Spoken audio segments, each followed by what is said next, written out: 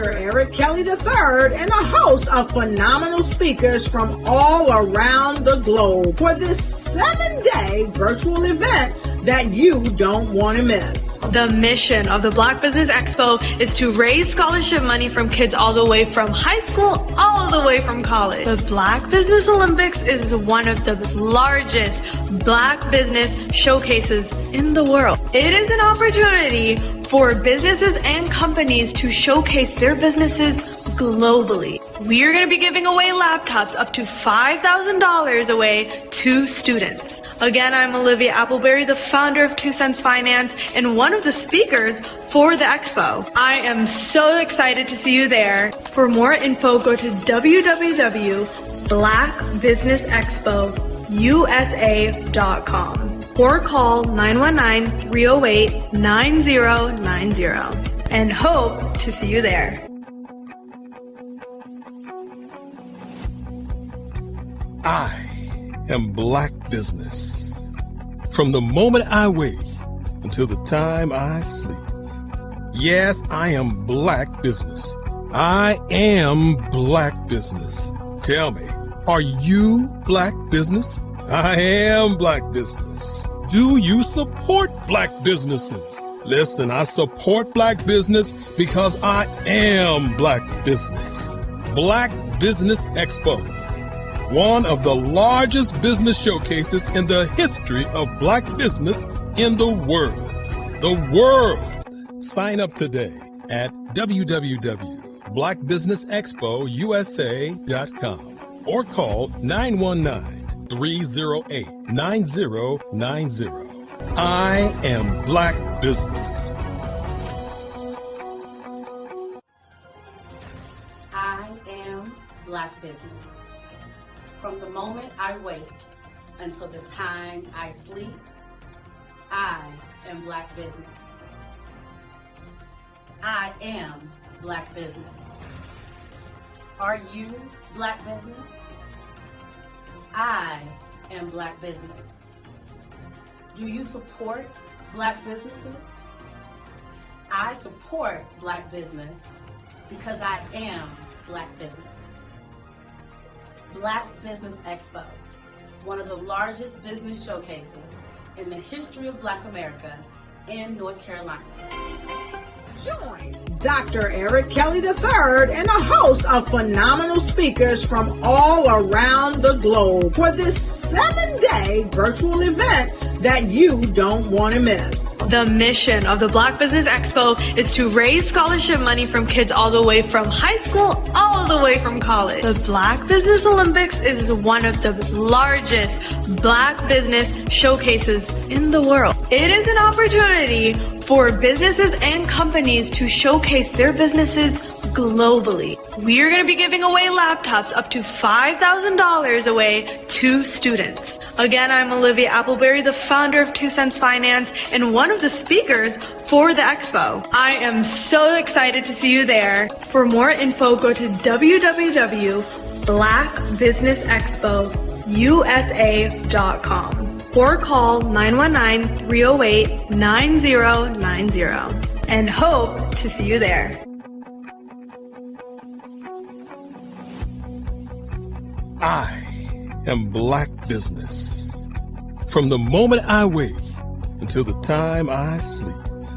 Yes, I am Black Business. I am Black Business. Tell me, are you Black Business? Black Business Expo, one of the largest business showcases in the history of Black business in the world.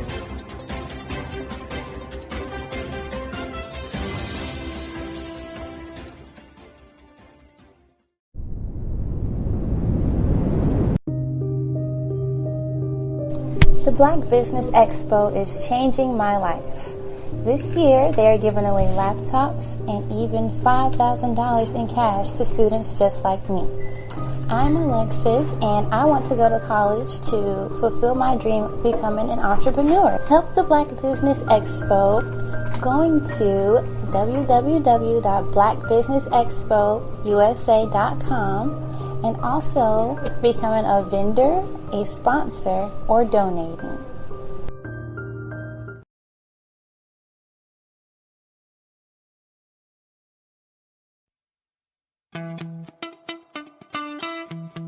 How many times have you been asked to help someone you didn't even know, a student, a business entrepreneur? Or did you ever even ask, where did they end up? That business, that friend, that entrepreneur. Well, just maybe they ended up in a gang, bankrupt, homeless, or worse, dead. Maybe they turned to crime, drugs, and alcohol. Did you ever wonder?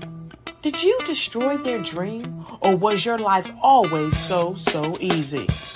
At the Black Business Olympics, we started a movement to help students complete.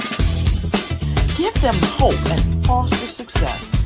Help them to leave their dreams of providing laptops, computers, and up to $5,000 in scholarship funds. Today, we ask you to help a student, a business owner, or an entrepreneur to realize their dream by sponsoring them, supporting them, and buying from them. Consider this.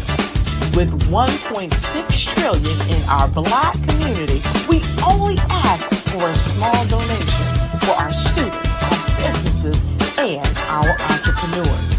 And you can change a life today. So I ask you, what are you going to do?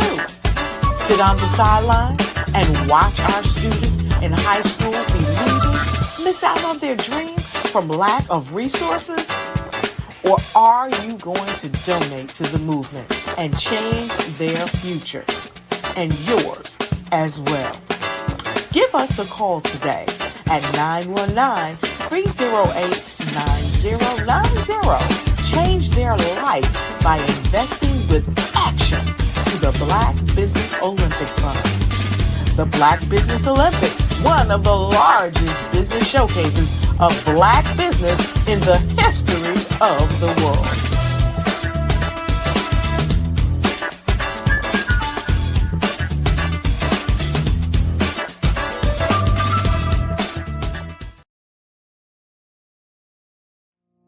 Did you know that approximately 333.34 million businesses exist today, according to a report from 2021? And you may be one of those businesses, or maybe you're not in the business market yet, but you're aspiring to be a business owner. Well, guess what? You're in the right place at the right time. Because let's face it, everything is about timing and opportunity. Hi, my name is Dr. Lotus Richey, and I'm the CEO and founder of the Lotus Richey Coaching and Consulting LLC, along with the Lotus Richey Ignite Show. 15 minutes of success with Dr. Lotus Richey, as well as books to boom your business and bring who you are. And today, I want to bring this amazing message to you about the Black Business Network and the Black Business Olympics. See, the Black Business Network and the Black Business Olympics is designed to help people just like you, that's right, that look like me, to take their business to the next level.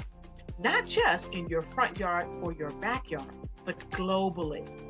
The Black Business Network and Black Business Olympics is designed not to just help you survive, but to help you thrive.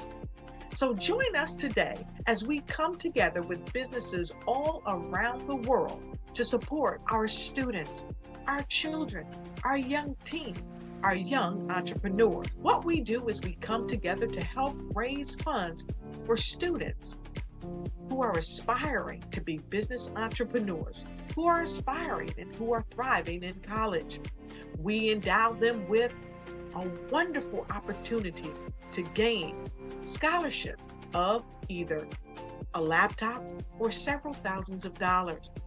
And we invite you to help be a contributor to this amazing opportunity to help someone that looks just like you. So join us today at our website and let us connect with you and help you ignite and take flight in every area of your life on the Black Business Network and the Black Business Olympics.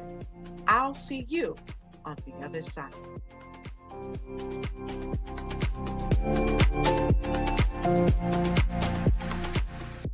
A was born in a little village on the island of Haiti. Many deadly diseases pounded me. It is as if they were on a mission to end my existence on this earth.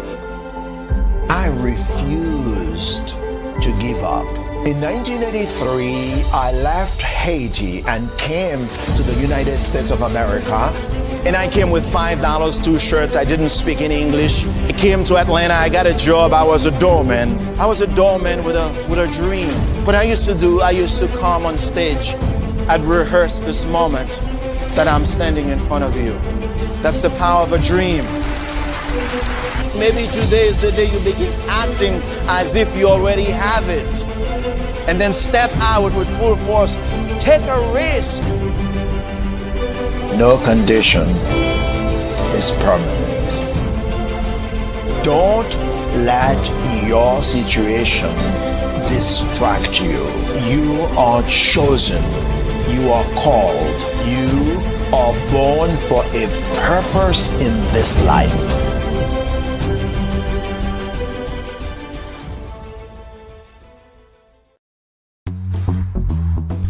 Attention all entrepreneurs and companies. Are you looking for reliable and efficient virtual assistants and back office support to help you manage your business tasks? Look no further than Superwoman Business Services. Our team of virtual assistants provides a full range of administrative support services, including operations management, social media marketing, and much more. We also offer website design services to help you create a professional online presence that reflects your unique brand. In addition to administrative support and website design, we offer business development and structuring services to help you grow your business and achieve your goals. We'll work closely with you to identify areas of improvement and develop a customized plan to help you reach your full potential. At Superwoman Business Services, we understand that running a business can be overwhelming and time-consuming. That's why we're here to help you fly high and achieve success. Our virtual assistants are highly skilled, experienced, and dedicated to providing you with the support you need to thrive. Come fly with us and take your business to new heights. Let us help you become the superhero entrepreneur you are meant to be.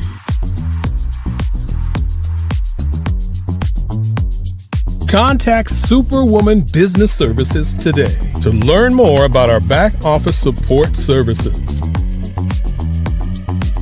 Come fly with us and take your business to new heights.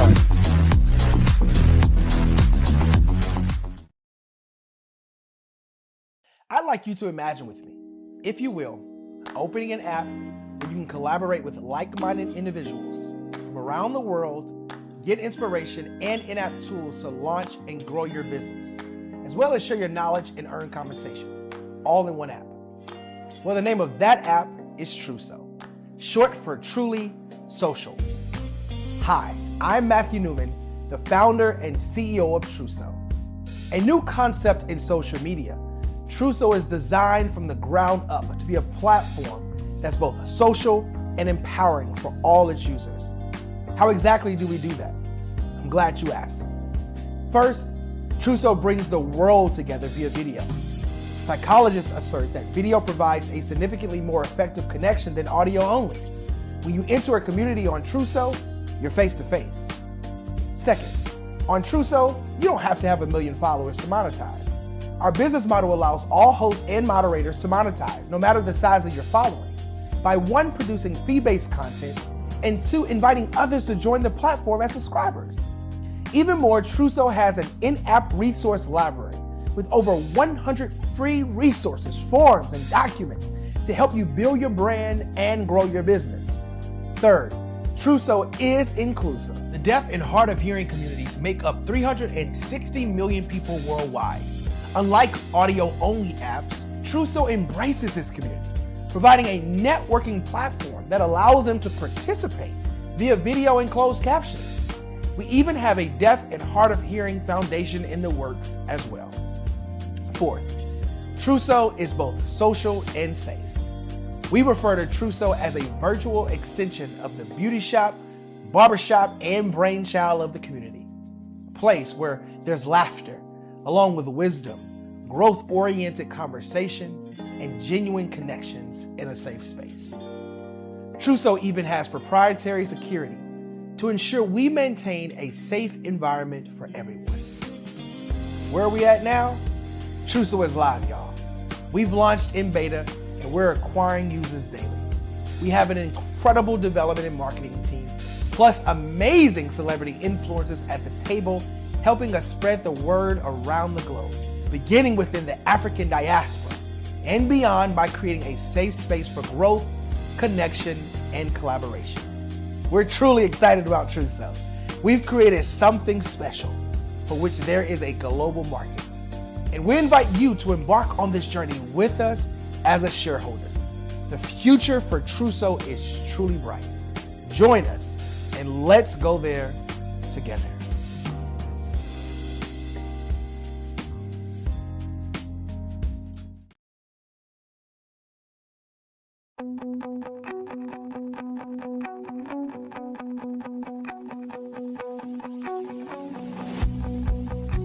I am Black Business.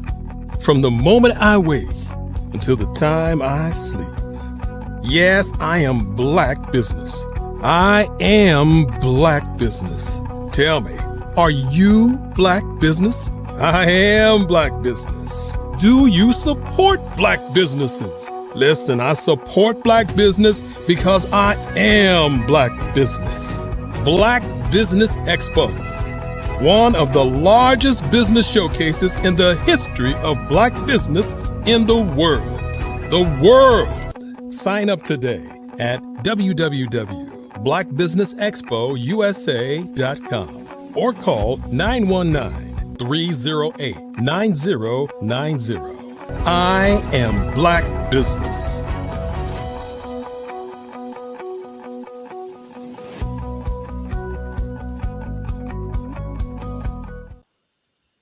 Good day, business owners and operations. Welcome to the Black Business Network.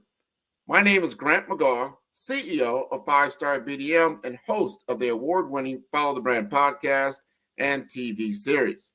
And I am your business moderator for this day on the Black Business Network. The Black Business Network is a 24-hour business network showcasing Black businesses, business owners, entrepreneurs, and thought leaders worldwide. We have speakers from North Carolina, London, Singapore, Africa, Japan, and cities all over the United States. The Black Business Network is a global community sharing its business knowledge to empower, inspire, and educate businesses about business. Please join me in welcoming Alan Thornton to the stage as the Trivera revenue leader and a dynamic force behind the renowned 40-acre conference.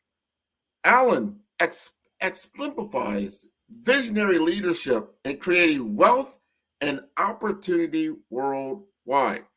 A Wharton executive education alumnus based in Houston, Texas, Alan has been recognized in Houston Business Journal's prestigious 40 Under 40 for his exceptional contributions to business and community.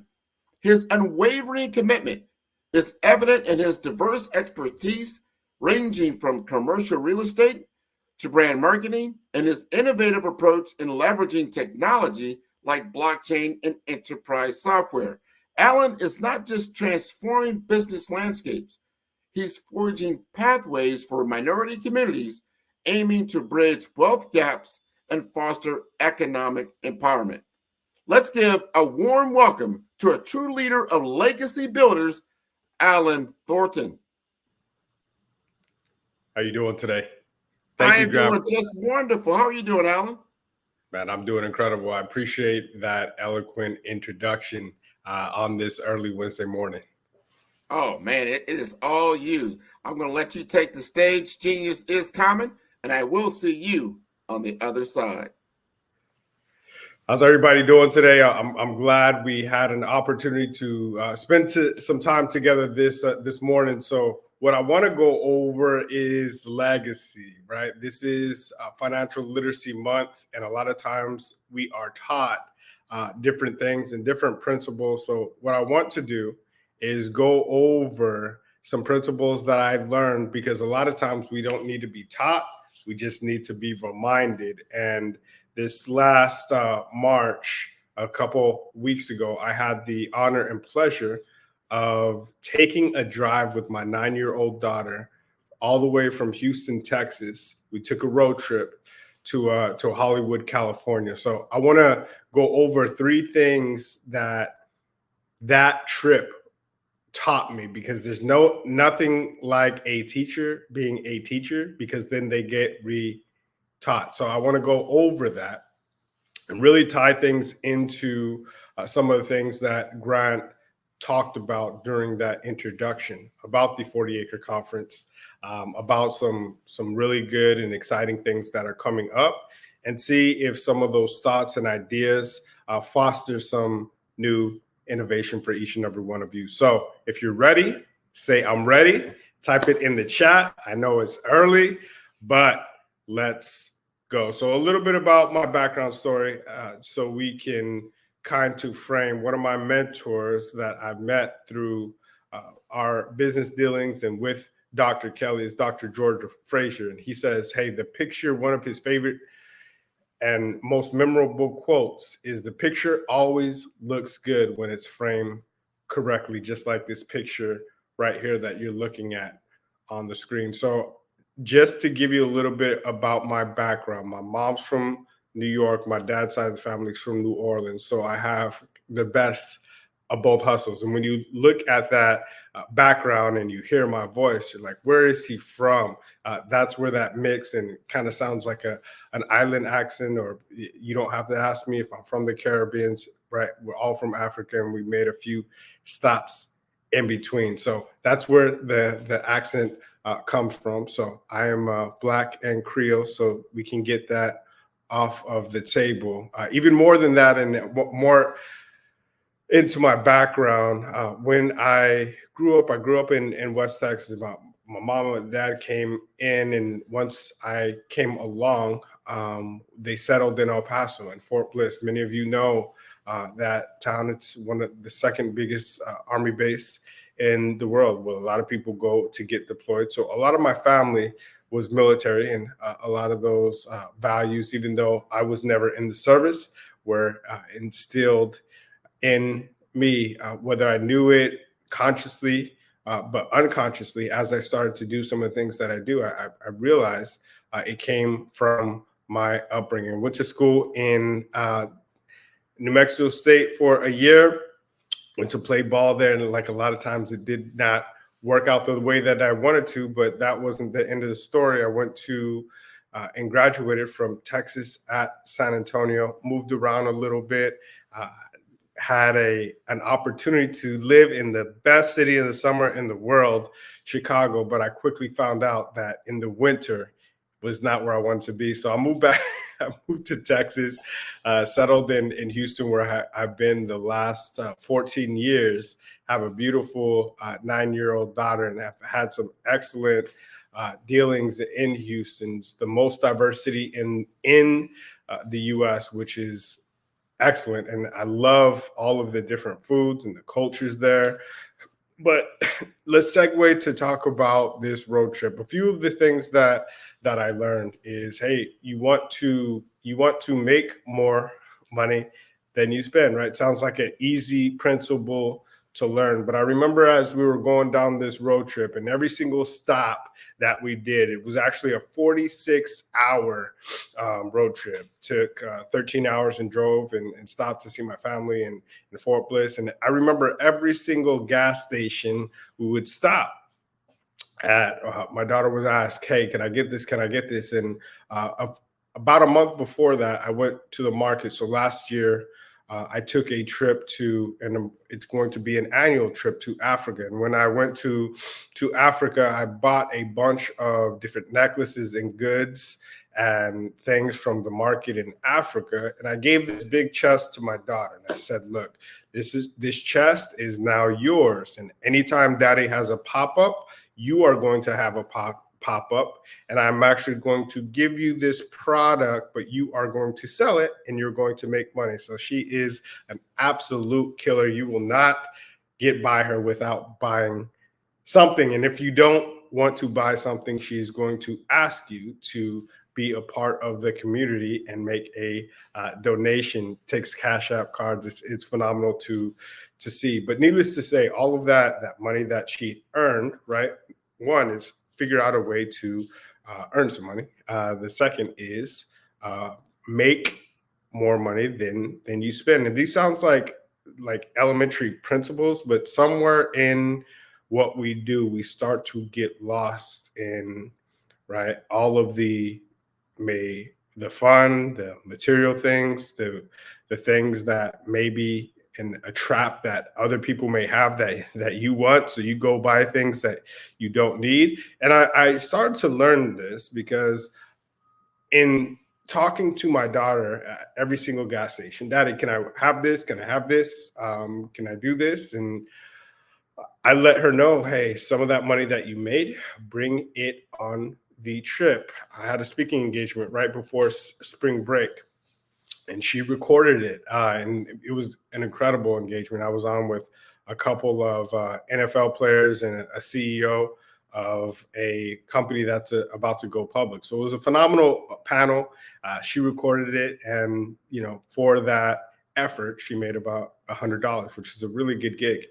Now, she took some of that money and I said, Daddy, do I need to bring my own money? Before it was like, Daddy, why don't you pay for it? Now it's like, hey, I will help you produce your own money.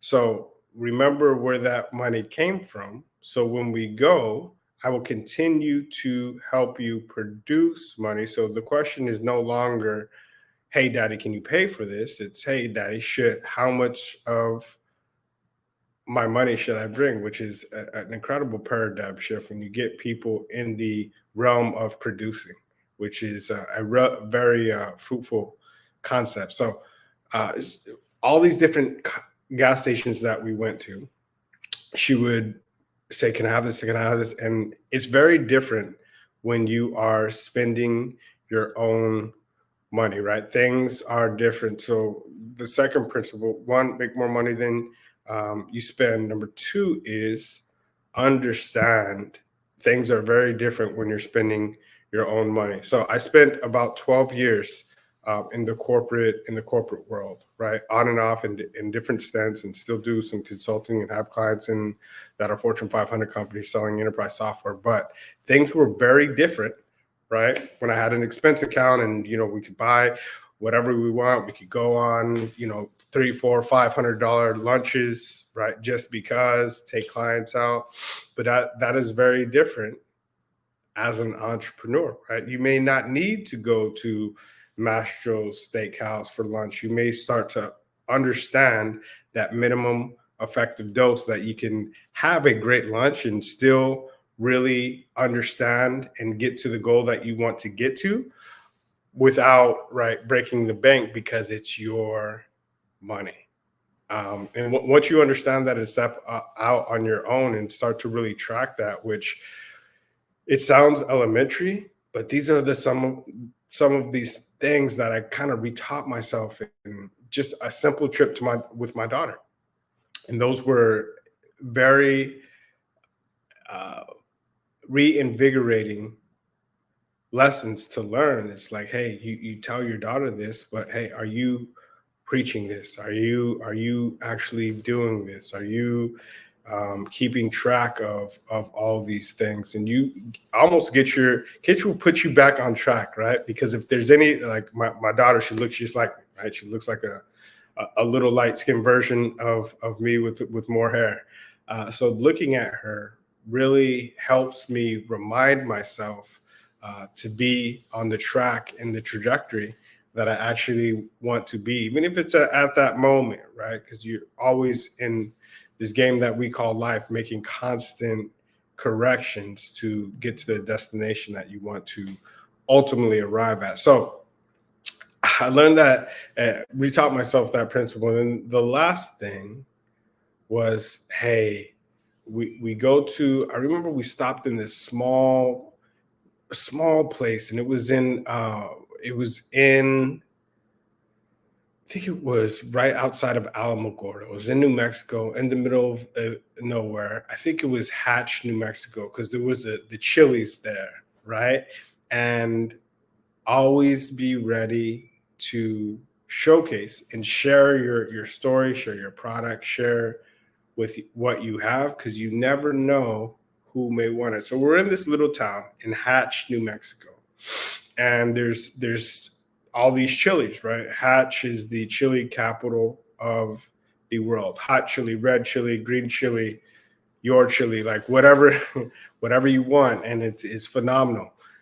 It's all made right there, and they ship all over the world. But I remember I was wearing, and I always wear, and I'll show you an ad. You're like, what's he doing? Is he taking this clothes? No. So I always have my Africa pendants, right? And she has a bunch as well, and they're straight from the motherland. But I was wearing one, she was wearing one, and one of the guys commented, "Oh man, that's a nice chain." And before I could even say anything else, she said, "Would you like one?" Right? She didn't lead with, I always tell her, lead with the value, lead with what they want, not with what the price is. And she said, "Do you want one?" He said, "Absolutely." She said, "Funny enough, I may have," and I also, this was to the T, and I was just watching this like, whoa, right? Because she said, "You know what? I may have one more. We're on a trip to Houston." And I'm sitting here like looking at a version of myself, right? Because you talk about urgency, you talk about scarcity, you talk about getting people what they want because it's valuable and not because of the price. And I'm just sitting back, and she said, "I may have one more. Is this were you serious? Do you really like?" He's like, yeah. No, I want one. And then she did something, and I was like, she's 9 years old, right? And she's seen me in different places do these things, didn't even ask the price. So she ringed up, she was going to get this candy and everything else. And before we rung up, he told us what the price was. I don't know, it was maybe $50 or something like that. And she said, "Okay, well, here's what we can do. Only give me 10 and this product." So what did she really create? Right, "I'll give you this necklace. I'll tell you what. Here's what I'll do. Just give me $10 and we'll call it even." Now, on the surface, he had probably never seen something like that. He's in a small city, Hatch, New Mexico, and the value that created, I was like, right? $60 was what that sale was worth, right? Because the product and the chilies and everything was probably $50. She said, "Just give me 10. So in his mind, right, he was only coming out $10 because that product probably cost him a subset of that. But the value that was created, right, $60, and she got the product for free. So she got all this product. She had got that Africa product for me because I donated it to her as her dad, and she just put $10 in her pocket. I was like, the trip could have ended right there, right? Because once I saw that, I was like, man, that I'd never, besides the fact that I remember when she first came out and watching her when she was born, and looking at her the first time, I've seen her win competition, I've seen her win medals, but that was one of the greatest moments of my life as a father, to see that transaction happen. It was just smooth as butter. So I say all that to say, those three different tips. Find a way to generate income with what you have. Make more money than you actually spend. And the biggest thing is find a way to create value. And those are all things that I learned on a spring break trip with my little girl. So here's a bonus. This is a fourth one. And I'm going to talk about creating value. And I've had the honor and pleasure, as you heard Mr. Grant talk about, you heard him talk about the 40-acre conference. And this is something that was near and dear a few years ago when everything happened during COVID and we were forced to sit down and watch things unfold in front of us. And George Floyd died, right? There was a lot going on, but everybody was watching because there was nothing else to do, right?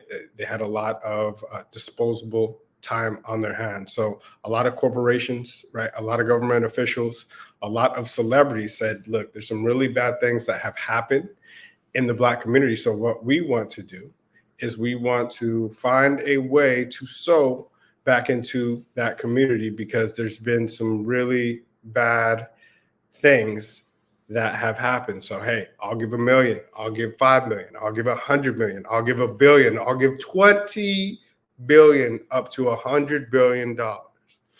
And when we were sitting back and watching all of this unfold, I could not help but think, unfortunately, these great aspirations are never going to come to fruition, right? I've seen this episode before. Math is my best subject. History is what I enjoy the most. And it brought back flashbacks of, even though I was not there, I have read a lot on 40 Acres and a Mule. And 40 Acres and a Mule, for those of you that don't know, was a promise that was made to the Black community that was never kept back in 1865. Now, 2 years before that, the slaves were actually free in 1863, but it didn't get to Texas, close to where I live in Galveston, until 1865. That's why we celebrate Juneteenth. Now, during that time, once that happened, there was a period of time that the Union Army got together with a bunch of pastors and a great idea and a bunch of landowners and said, look, we are going to take and get a bunch of this land. And what we are going to do is give every single freedman and woman, right, 40 acres and a mule, which was a great deed for all of these people that had built up our country to that point.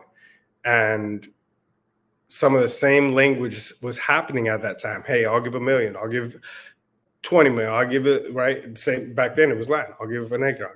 I'll give all of this land. And ultimately, when the new president came in, when Andrew Johnson came in, pretty much reversed that. And hearing some of the same language within a few years, right? Oh, well, have you given the land out? Well, you know, it's a 1-year commitment. Well, it's a 3-year commitment. What? It's a 10-year commitment. And it ultimately got swept under the rug, never to be seen again. And it's one of those things that gets swept under the rug, but actually was something that was promised. And I said, you know, this is going to happen again. If people aren't held accountable and showcased for actually making these promises and being able to showcase and track these things. And what I saw is, look, I'm just a guy, right? And nobody else is stepping up to make this happen. So I don't know how we're going to do it, but we're going to put together some government officials, some celebrities, some influencers, some people of influence, and call it the 40 Acre Conference. Bring them all in one place and showcase all the great things that they are doing for 2, maybe 3 reasons, right? One is to help that next generation be what they see so they can create legacy, and we can have these things recreated, the good thoughts, behaviors, the things that create and produce great things in our nation. We want to pour gasoline on that, because a lot of times, like where I grew up, there was not a lot of opportunity, and you can go left or right real quick. And if there is no vision, right, people ultimately perish. That's why we have the largest school to prison pipeline in our community. Most of the people that are in jail are African American, right, because of their environment. But if they're shown something at a young age that they can rise above their current circumstance, we can really decrease that gap very quickly, expeditiously. So one of the things I want to do is be able to connect with people, because I didn't have a following. I still don't have a huge following, but I know how to connect with people. And at first it sounded crazy. People said, and all of this is the bonus of creating value. I'm going to cut off here in a minute, but just showing you how value can be created out of an idea, and people will sow into that idea. We had a bunch of different people, and I remember going to the Centennial of Black Wall Street about 3 years ago in 2021, around the same time. And during that time, I met 3-4 guys. I met Big Mike coming in. I met Rashad Troy and a gentleman named Hill Harper. And they were in a small place in Tulsa, Oklahoma, talking about financial literacy, just like we are right now, on the Centennial of Black Wall Street. So this was May 30th to June 2nd, 2021. And during that time, these gentlemen were talking about creating a conference called InvestFest, right? And this was before InvestFest, before their found. Most of you know those gentlemen as Earn Your Leisure. Now, as they came through, now they have the largest conference in the world. Over 25,000 people flood into Atlanta every single year. And I saw that happen. 90 days later, they started their conference, right? And they executed. 90 days later, we started our conference. 6 months after that, we started the Juneteenth Hall of Fame. And we give out awards to top entrepreneurs. We're very excited because we have one of the most iconic awards. We launched it in Miami at Art Basel last year. And what we were told is, hey, this is the most iconic award since the BET Award, right? Not says I, says the people in that industry. And it's a silhouette of Martin Luther King, has over 400 years of history embedded in the award, and changing the narrative from just sports and entertainment really to entrepreneurship. And it's in the shape of a record. So it's a very, very, very iconic award. And then it has augmented reality embedded into it. So you can actually, wherever you are in the world, take a picture of it and you can see the whole wall. And we're taking it to another level this next time. So we're in that same, and I'm tying this all to a bow before I get pulled off by Dr. Kelly. But in my trip to Hollywood, and tying this back to the spring break trip, my daughter wants to be an actress.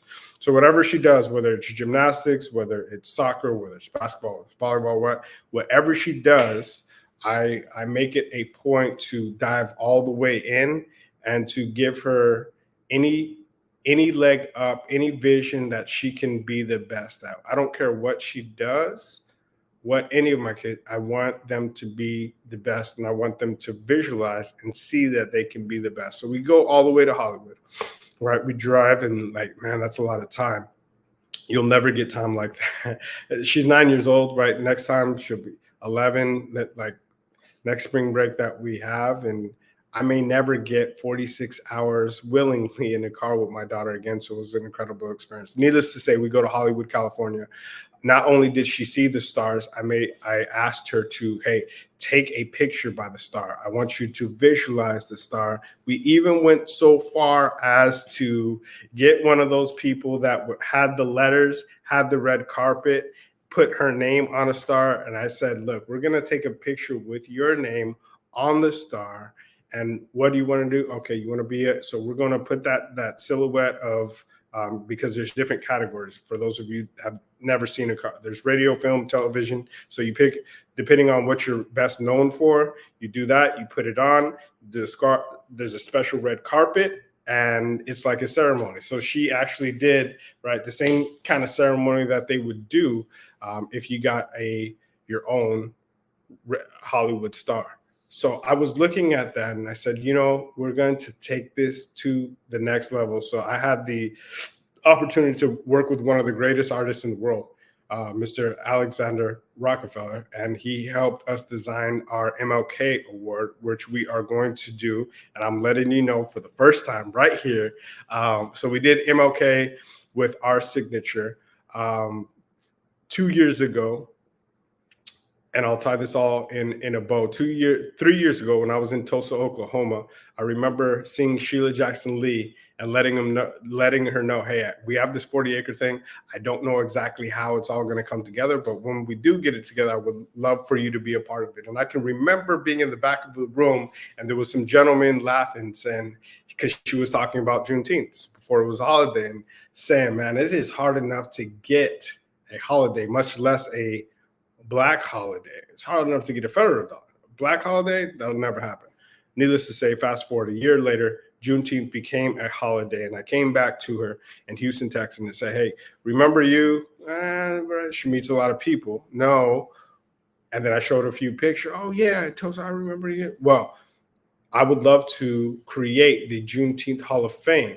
So on that day in June, we actually got the stamp of approval from federal Congress, right, with Sheila Jackson Lee, and we have the proclamation from Congress when we started the global Juneteenth Hall of Fame by the person that created the legislation. So it started to grow. Now, this next year, so this past silhouette and this past MLK award ceremony had my signature. This Juneteenth record will have Sheila Jackson Lee's signature, and in the background, it will have Harriet Tubman, right? One of the most iconic figures in just abolition, slavery, just building the Moses of our people at that time, right? Who freed us out of the captivity and built, a lot of the Underground Railroad.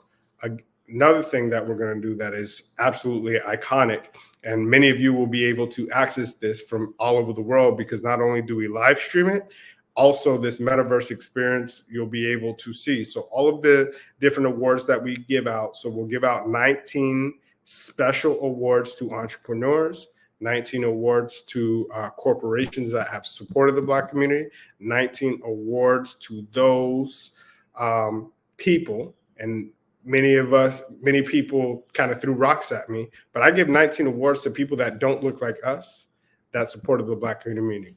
If you remember the Million Man March, 20% of those people were not African American. We needed those people to get to that stake. So back to the Hollywood story, we are going to do squares. So in addition to the actual plaques that people get that are iconic, that they can put on their wall with the record signed by Sheila Jackson Lee with over 400 years of history, and it's an iconic piece with Harriet Tubman in the background, we're going to do a walk of fame, and we're raising money for our own venue, right? Intentionally.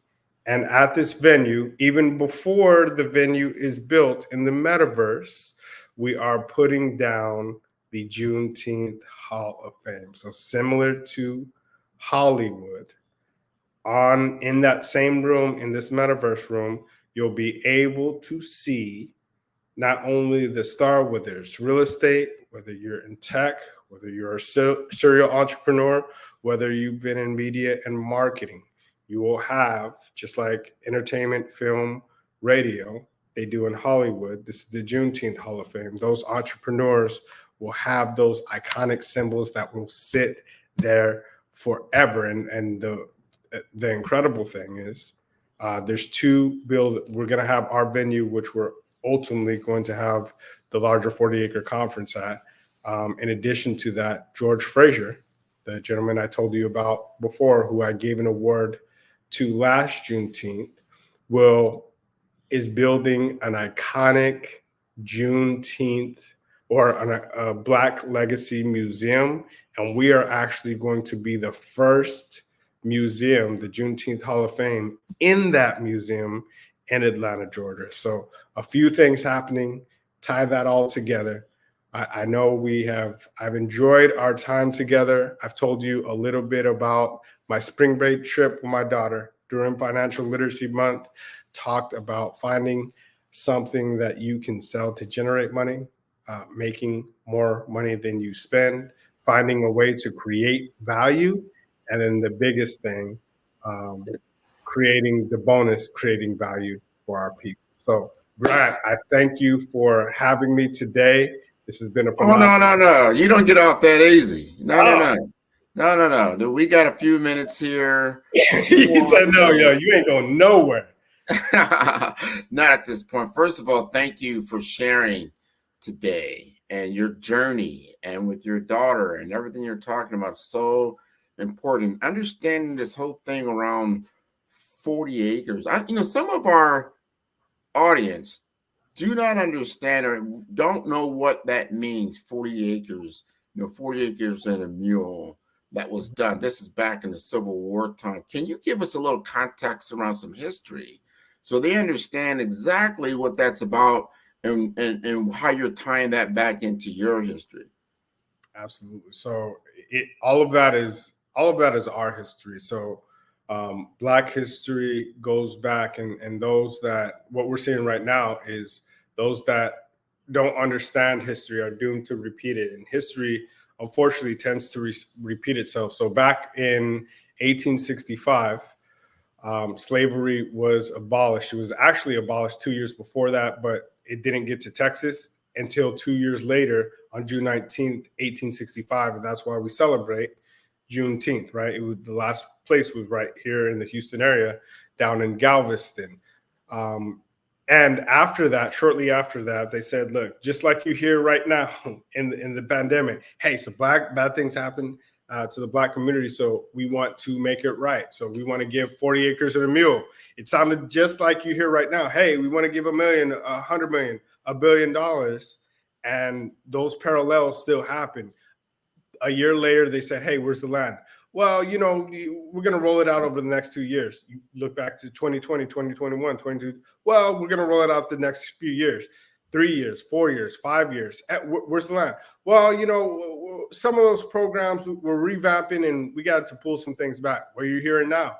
Hey, well, some of those diversity and inclusion, we're going to do away with some of those positions. And so those parallels, and ultimately 40 acres and a mule got swept in the rug. Ultimately, that $300 billion that you heard about in the pandemic of all the great things that were going to happen in the Black community is going to disappear if we don't do something about it. And I'm not saying that we have to start a riot of our nation, because that's not how the pen is mightier than the sword, right? So you got to get to the right people from a political standpoint, from an influence standpoint, and say, look, here's what you committed to.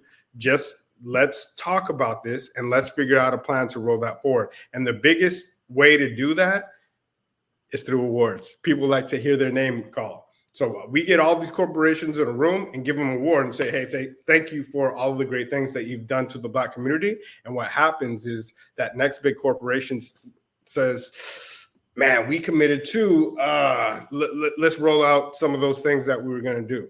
Not to shame them. Let's really recognize those that are doing things, and we'll see some progress on those overall things. A lot of it's going to disappear, though, unfortunately, but we're going to get what we can. It's so important to keep telling the story.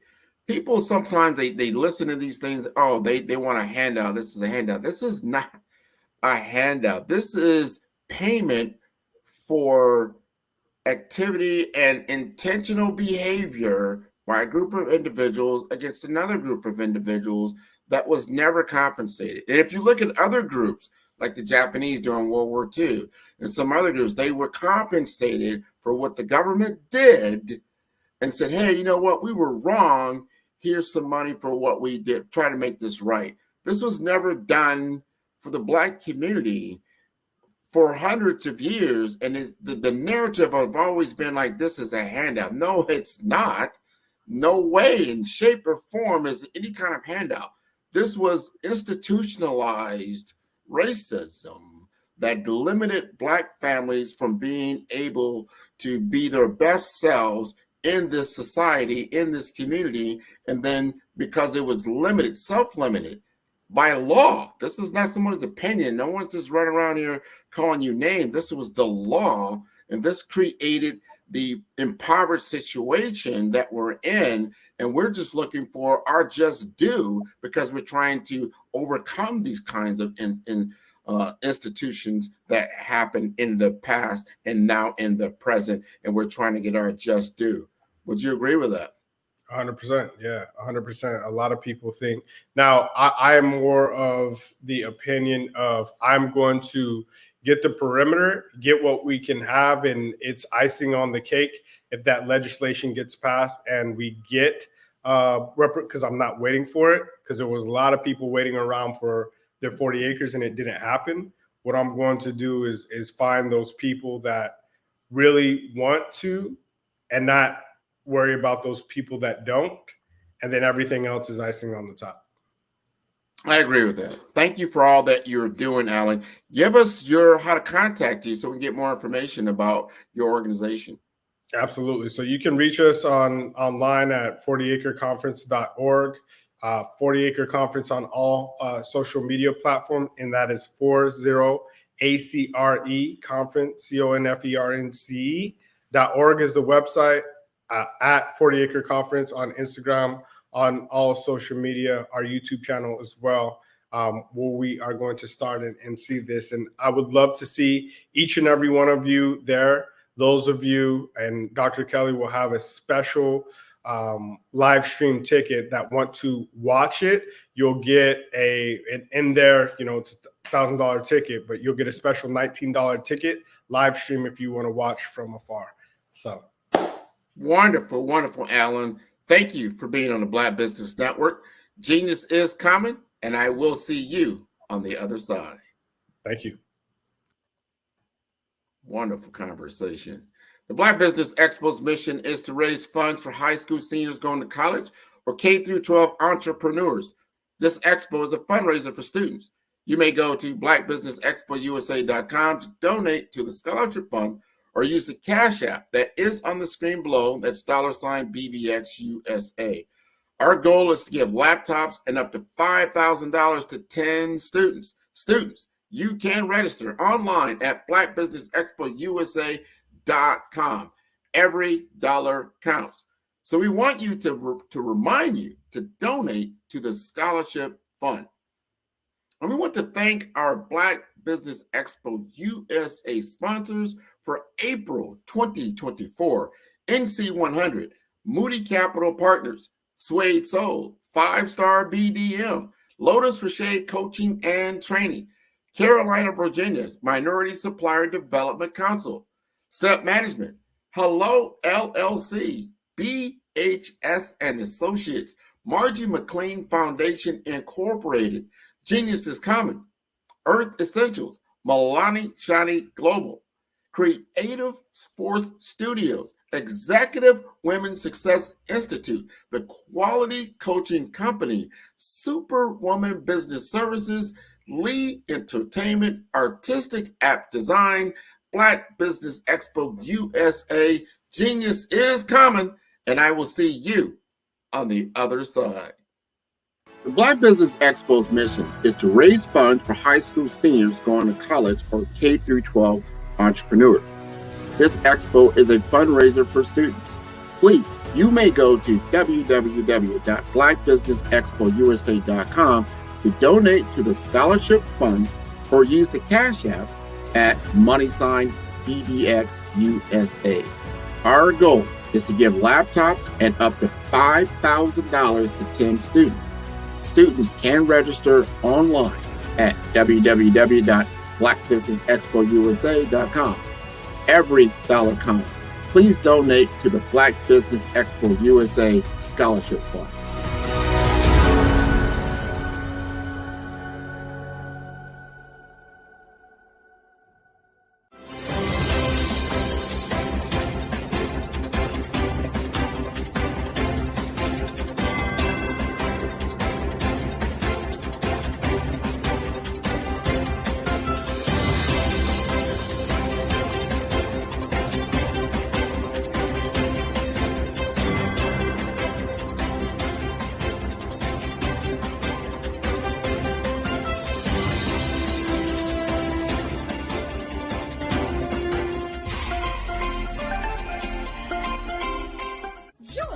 Dr. Eric Kelly III and a host of phenomenal speakers from all around the globe for this 7-day virtual event that you don't want to miss. The mission of the Black Business Expo is to raise scholarship money from kids all the way from high school, all the way from college. The Black Business Olympics is one of the largest Black business showcases in the world. It is an opportunity for businesses and companies to showcase their businesses globally. We are going to be giving away laptops up to $5,000 away to students.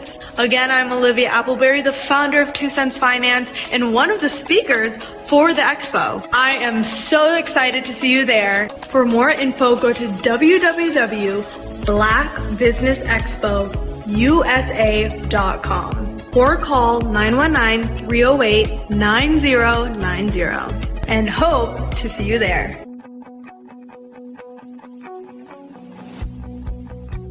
I am Black Business. From the moment I wake until the time I sleep.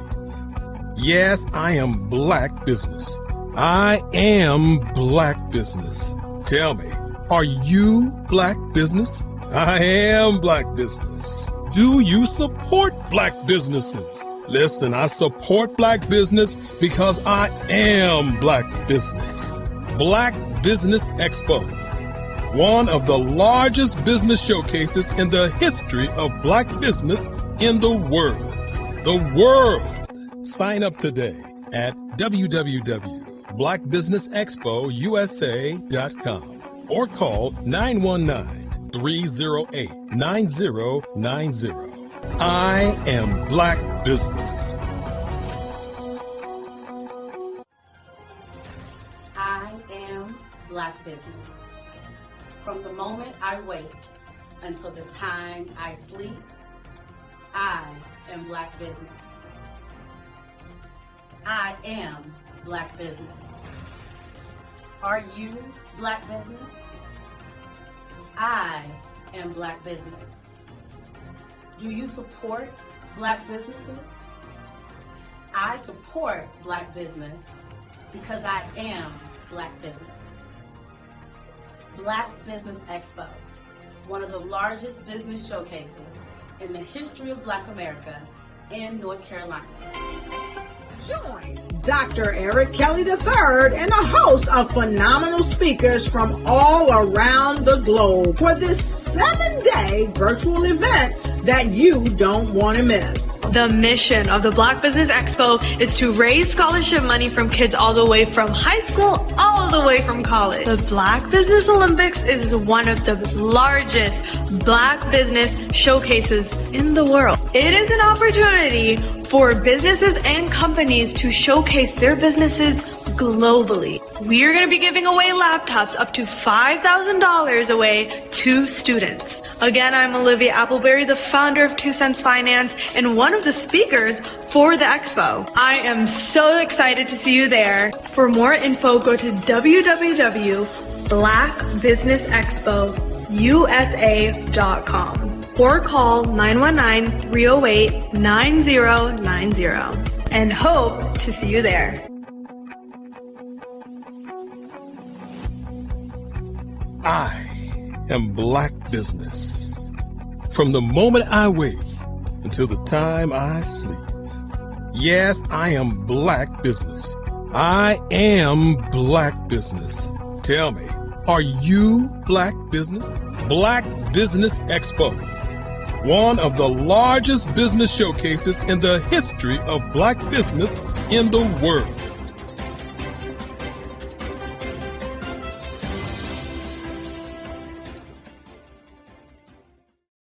Follow the Brand TV broadcast host, Grant McGaw, as he visits with top executives and entrepreneurs to find out their secrets of success with their personal brand. Follow the Brand TV broadcast host as he focuses on brand development to build better relationships, bring value to your business, relationships, and career. You will enjoy listening to each episode that is tailored to speak to you directly. If you're looking for this type of clarity in terms of building your brand, you have tuned into the right station. Each episode will help you to shape a conversation in the 5-star BDM network of 20,000 professionals and become a springboard for your corporate engagement and business opportunities. Each guest will frame their story in the areas of personal branding, business development, career development, financial empowerment, and technology innovation. Grant McGaw explains why he is the CEO and owner of his own professional career. Grant is an accomplished business leader and entrepreneur who wants to give back to individuals to grow their personal brand strategy. Tune in as he weaves his story about new possibilities, while to you exceed expectations. If you love storytelling, this show will make for fun. Phenomenal Tanya T. Wise, who is here from the great state of Maryland. Tanya, welcome and thank you for being with us today. Can you indulge our audience a little bit and tell them just a little bit more about who you are and what it is that you do? Well, I love being able to talk to people and have a magnetic attitude, being able to just show them. So I always like to say, level up is Coach at Tanya T. Wise here. So can you tell our audience, just give them a teaser about what your presentation will be about? So my philosophy is that we should all be living our dream life.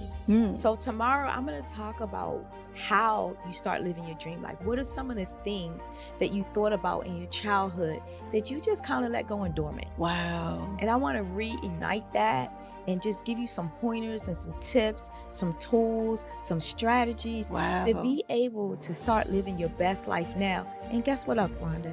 And leave an inheritance for your legacy. Oh my goodness. Okay, I know that's resonating with a lot of people. I've heard that you have a dynamic coaching program. Can you tell us a little bit more about that? Absolutely. So our coaching program help people that have the lack of time, that lack strategies, and lack the confidence to go after their dream life. So we help them implement tools, we help them implement strategies, as well as give them resources so that they can live their best life now and leave that inheritance. Wow. Oh, I love that. I love the leave the inheritance part. Listen, you are dropping some major nuggets, and I know a lot of what you're saying is resonating with a lot of people, but I think we're all curious. How did you even make this transition into the speaking and coaching arena? What's the story behind this? So I started out in finance, and I realized that a lot of people don't necessarily go after their dream life because of the lack of finances or the education behind finances. But it wasn't until I lost my firstborn, my only son, that life changed for me. And where I was going after it all, living the corporate life, hit my 6-figure income and living in my dream house with my dream man, driving my dream car. I nearly lost it all when I lost my son. And so I realized it only takes one financial catastrophe that can change your entire life. That's what made me start All New Beginnings. Because no matter what's going on in life, there's a new beginning. And because of that, we develop a program called Wise Minded. My little slogan is, don't just dream it, let's live it. If they want to connect with you or work with you, what is the best ways for them to be able to do that? Well, for my social media guru, you can connect with me on every single social media platform as Tanya T. Wise. The Black Business Network and Black Business Olympics are essential platforms for Black business owners globally. They provide the tools and support you need to succeed in today's competitive marketplace. Join us today as we collaborate together with businesses from around the world to support our children, students, and young future entrepreneurs, Black businesses, and corporations. We raise funds for students going to college and young entrepreneurs who are aspiring to be business owners, and we invite you to be a contributor today. Visit the website www.blackbusinessexpousa.com to connect with and learn more about how the Black Business Network and Black Business Olympics can help you not only share your amazing business story to businesses, but also serve future generations. Hello, my name is David Jones, CEO and co-founder of the Hello LLC, where we help businesses build a culture, brand and experience, and leverage technology to pivot into Web3. Join the Black Business Network streaming live into Roku, Metaverse, STEM City, Black Multiverse Enterprises, Hulu, YouTube, iHeartRadio, Apple, Facebook, LinkedIn, Spotify, Twitch, and Google Podcasts. Tune in, turn on, and let's thrive.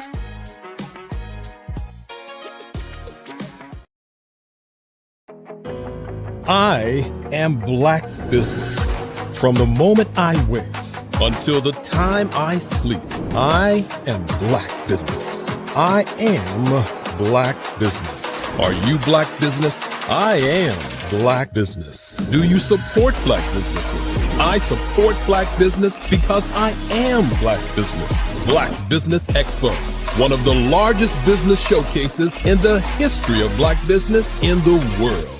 Sign up today at www.blackbusinessexpousa.com or call 919-308-9090. I am Black Business.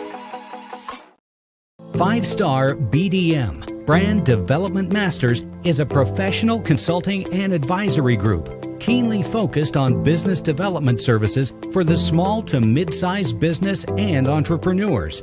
Although every business is unique, they often share business development challenges that can be addressed through smart branding. Services include process improvement and operations, digital strategy and transformation, business intelligence, digital marketing, and personal branding. Our business and personal branding company has helped a number of professionals and organizations to optimize and grow. This results in more business, more opportunities, better reach, positive outcomes. Visit www.5starbdm.com today to learn more. I am a child of the Most High God.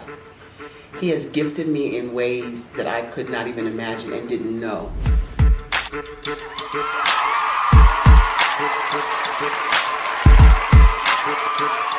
There was a time when I didn't know who I was. I listened to other people tell me who I should be, what I should do. I listened to people telling me that I should be a boutique owner, that I should be a construction manager, that I should be a laborer. Have you ever felt like you should do something else, be something else, go somewhere else, be wherever you wanted to be, and you felt like you were in a box? Anybody in the room? And you couldn't get out. Anybody in the room? And you kept trying to go and go and you couldn't get out. Anybody in the room? But let me tell you, you need to rock the box. Rock the box.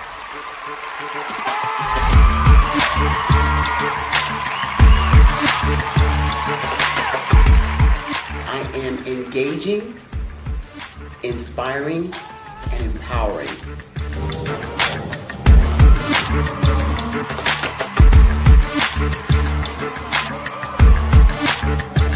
I would give you everything I know.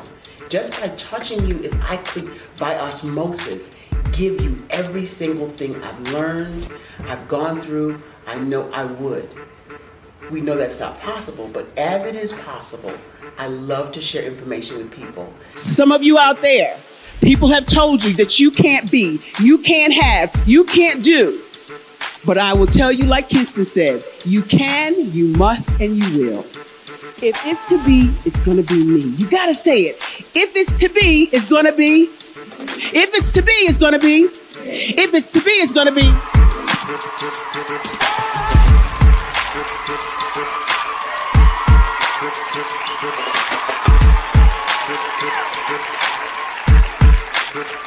Barbara is because she believed what her mama said about her and not what other people told her. Every day you wake up, when you're in a situation, it's your choice whether it's an advantage or the disadvantage. She gained her confidence and her life, and now she is a testimony. If I can help you elevate yourself, then I feel like I'm elevating my own self as well. What you know and I know together can change the world.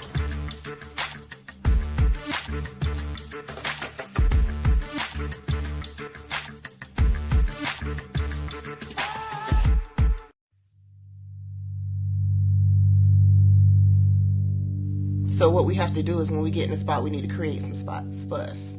that's the main thing. We need to be able to be in a position where we're able to create those spots for us. For me, being an entrepreneur, I'm not just going to get a business and then leave you sitting high and dry. If you ask me some questions about entrepreneurship, I'm going to give you as much as I received.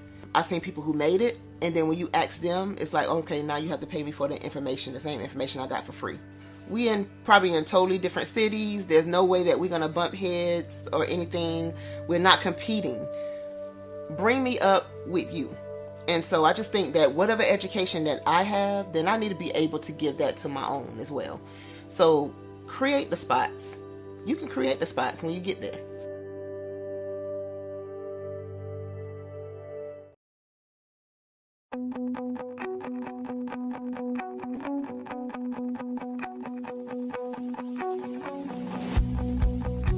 I am Black Business.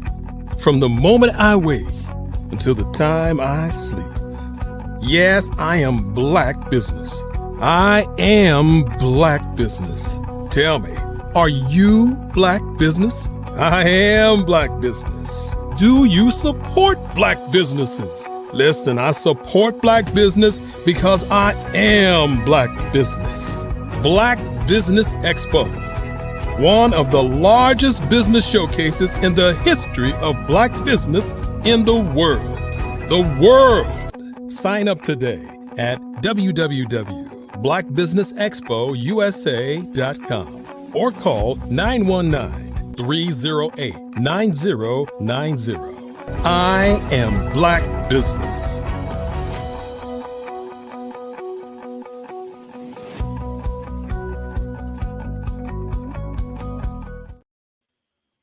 Good day, business owners, entrepreneurs, thought leaders, and corporations. Welcome to the Black Business Network.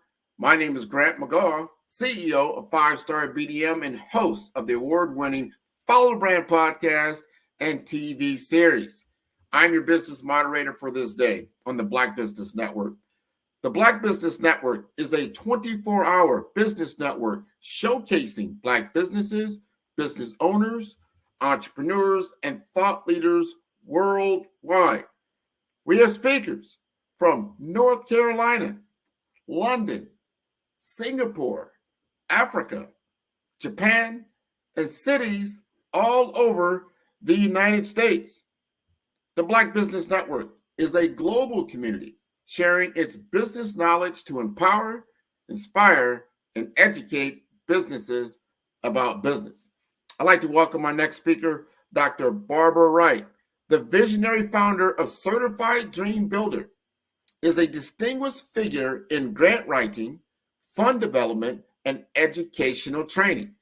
With over 20 years of expertise, she has become an instrumental force in securing substantial funding for a variety of entities, amassing over $150 million in grants. Her career spans influential roles such as program manager for the Housing Authority of Kansas City and grant manager for Kansas City Public Schools. Dr. Wright's innovative contributions to the field include the 1 Hour to Grant app and the 1 Hour to Funds Budget Scaling app, along with her acclaimed Canvas grant writing system. These tools reflect her dedication to efficiency and effectiveness in grant writing. Her educational prowess is showcased in over 30 developed courses, and their accompanying curriculums and workbooks covering essential grant-related topics. As a holder of a lifetime Missouri certification in business education, a bachelor's in business administration, a master's in education curriculum and instruction, and a PhD in religious education, Dr. Wright stands as a beacon of knowledge and inspiration. She's not just a grant writer. She is a transformational mindset motivational speaker, inspiring organizations to achieve their highest potential. Join Dr. Wright and Certified Dream Builder Incorporated on a journey to turn visionary ideas into funded realities. Let us welcome Dr. Barbara Wright. to the Black Business Network. Good morning. Good morning. How are you? I'm doing just fine. How are you doing? I am great. Great. Glad to be here. Well, I am glad you are here. Wonderful, wonderful history of work that you've put together. And thank you for sharing your knowledge today on the Black Business Network. Genius is coming, and I will see you on the other side. Thank you so much, Grant. Good morning, everybody. I am so glad to be here with you this morning. Thank him for giving you that little preface. But I tell you what, today it's just about me and you and I, however you want to put it. It's just about us. So I'm going to talk to between us this morning. And I'm going to talk about a new book that I have called The 4 Ds of Discovering Your Life Purpose. And those 4 Ds include discovering, designing, defining, and deploying your purpose and aspirations. That in grant writing is definitely included in that.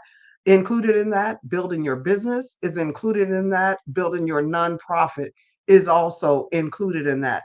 I find on many occasions when I'm talking to businesses and nonprofits that maybe they have missed a part of that purpose.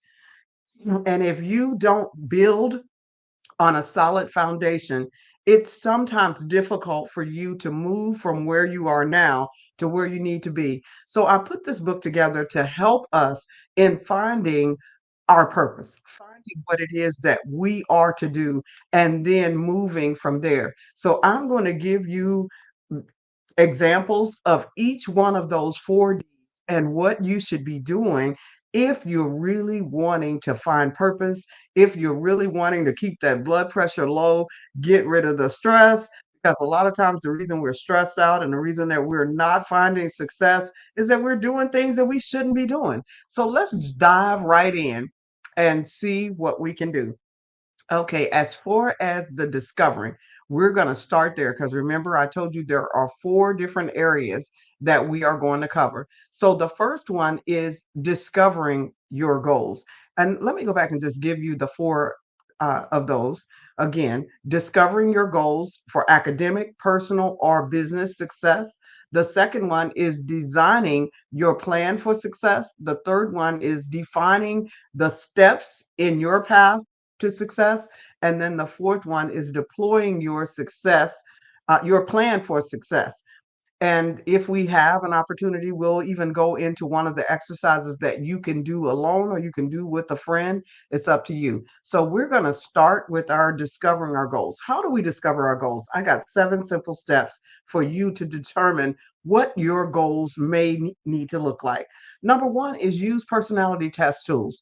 People have been around for thousands of years. People have been on this earth for thousands of years.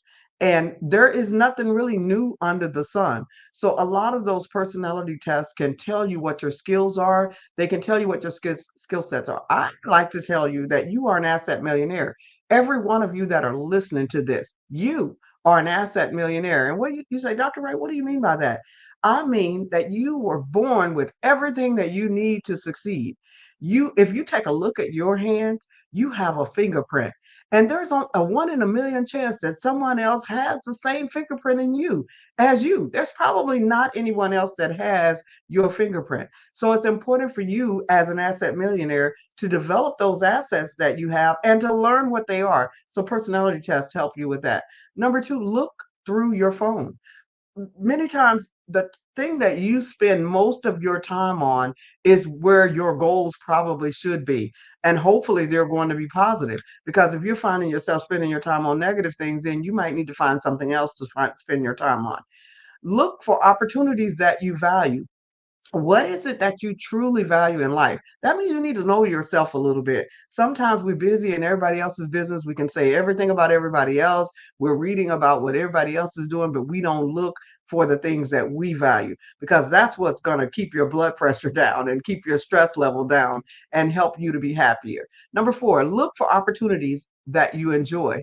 There are 7 parts of each one of these 4 goals that I've given you. So we're talking about the discovery. The 4th one, look for opportunities that you enjoy. The 5th one being listen to those around you that are giving you your good and bad qualities. Now, some people are just negative. No matter what you do, they're going to talk negative about you. And you'll have to have discernment of spirits to know who those people are. But sometimes people are telling you things that you do need to come up in. So be willing to listen to those good and bad qualities that people give you and spit out the bones. Those things that you know are not indicative of you, spit those out. Number 6, remember your childhood. Remember your childhood. Know what's happened in your childhood. What did you love to do? In my childhood, I was teaching. We were teaching the animals. We were burying the animals and having funerals for the animals. I mean, I was compassionate for people back then and animals. And, I was teaching from knee high to a bumblebee. In my kindergarten year, my teacher realized that I had a gift to remember long strands of poetry. So she had me do the poem Annabelle Lee as a kindergartner for the 8th grade graduation. So remember your childhood. What were you doing back then? Because I can pretty much guarantee some of those same things that you were doing then, you're going to be doing now. Where do you spend most of your discretionary income?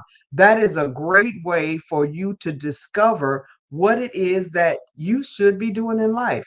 So now we're going to move to number 2. Hopefully, you can use those 7 areas to discover what it is that you are to do. Now we want to design it. Once you discover, okay, yes, I'm an asset millionaire. I sing, I play ball, I develop things. I'm an architect. I'm this, I'm that, or the other. So you want to determine what it is that you are doing. And then you're going to design it. Okay, so how do you design it? You don't reinvent the wheel. You use business plans. You use business plans of other people. Now, I do know the whole world changed during COVID. And I do know that there's going to be disruptions in all types of fields, including with AI, including healthcare, the automotive industry, the finance industry, the retail industry, the manufacturing industry, the education industry, the agricultural, entertainment, customer service, and the cybersecurity industry. All of those industries are changing with the advent of AI. But you don't want to reinvent the wheel. You want to find business plans. You want to keep up with what's going on. You want to do some research and development to find out what is already there, what can you use, and what do you need to recreate. Number 2, you want to save time and money by watching how-to videos. That helps a lot. If you can go to platforms like YouTube and watch how-to videos on whatever it is that you are designing. Now that you've discovered what it is that you should be doing. And then you look for the top 100. I can't speak enough about that. Whatever you're doing, try to find the top 100 that are doing it and doing it great, because that will keep you from making some of the mistakes that you would make had you not known the top 100. Even if when you do that research, you only come up with the top 10, that will give you a place to start, because we're not going to reinvent the wheel. Then you design a wireframe. What is a wireframe? You say, Dr. Wright. Well, I'm an app developer. And when you develop apps, you have to develop a wireframe so that you know what's coming next. Because sometimes we have things in our mind, but we don't put it on paper, so we don't know what it is. So a wireframe, in other words, is just a step-by-step plan as to how you're going to get from where you are now to where you're going to be. Remember, we discovered what we're going to do. Now we're in the designing phase. So you need to develop a step-by-step plan. In my grant writing books, I call it a canvas, and we develop our canvas. In your life, you need to develop your canvas, your step-by-step as to how you intend to get where you're going to get. You want to develop your 5 W's. I don't care if this is a personal aspiration, a professional aspiration, or a career aspiration. You want your 5 W's. You want to be able to answer the who, the what, the when, the where, and the why of what you are doing. Everything has a cost, and that cost is in the what. So who, what, when, where, why. Those 5 W's, you want to answer those about whatever goals you're doing or whatever you're trying to develop or design. You want to answer those 5 W's. Then you want to discover the abundance gap. There is an abundance gap. What I mean by that is there's enough room for you and other businesses. So you don't have to kill other businesses for your business to flourish. What you want to do is you want to support other businesses, and then that will allow your business to grow. Just work with the abundance gap in mind, knowing that you don't have to kill anybody else. You want to build, you want to find the gap and fill the gap, because there's probably some things going on over here on the left. There's probably some things going on the right. How do you become the answer to their problem? That's another way to say that, filling that abundance gap. How do you become the answer to other people's problems? Why do you think George Washington Carver was able to be successful way back in the day when it was very hard for African Americans and Black people to be successful? It's because he became the answer to people's problems. You can do that today. And then number 7 for that is to prepare for change, because change is inevitable. I just got through telling you the areas that's going to be disrupted with AI. And I might have even mentioned your area. You have to prepare for change, because change is definitely inevitable right now. So we've talked about discovering, designing, and now we want to move down to defining your goals. So once you have discovered and you have designed those goals as to where you're going, then you want to define it. You want to define it. So how do you define it? There are some steps in defining it. The first thing you want to do is you want to have your mission and vision statement, whether this is a personal goal, an academic goal, or a career goal or professional goal. You want to write a mission and vision statement. Your mission statement is where you are now and what you are doing right now. And your vision statement is what you want this to look like when you become ultimately successful.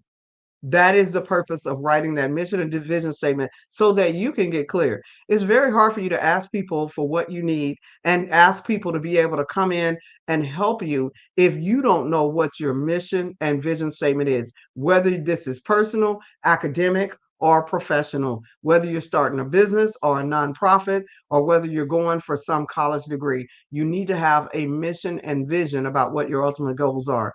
Number 2, join online and offline groups and associations with similar goals, because you want to surround yourself with like-minded individuals. Joining those online and offline groups is a great way to find those like-minded individuals.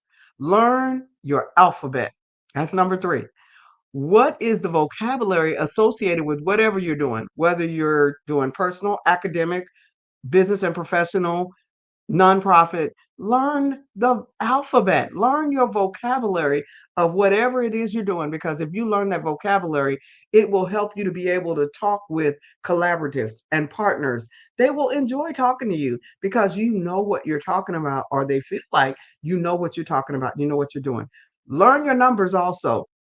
What are the costs associated with whatever it is that you're doing? What are the um, costs associated with your business? What are the costs associated with your nonprofit? What are those costs associated? There are always costs. If you decide to go back to school, there's a cost for that. If you decide to stay home with your family, there's going to be a cost for that. If you decide to start a nonprofit, there is a cost to that. There is a cost for everything. So what is that cost? That's learning your numbers. So you want to learn your alphabet and your numbers.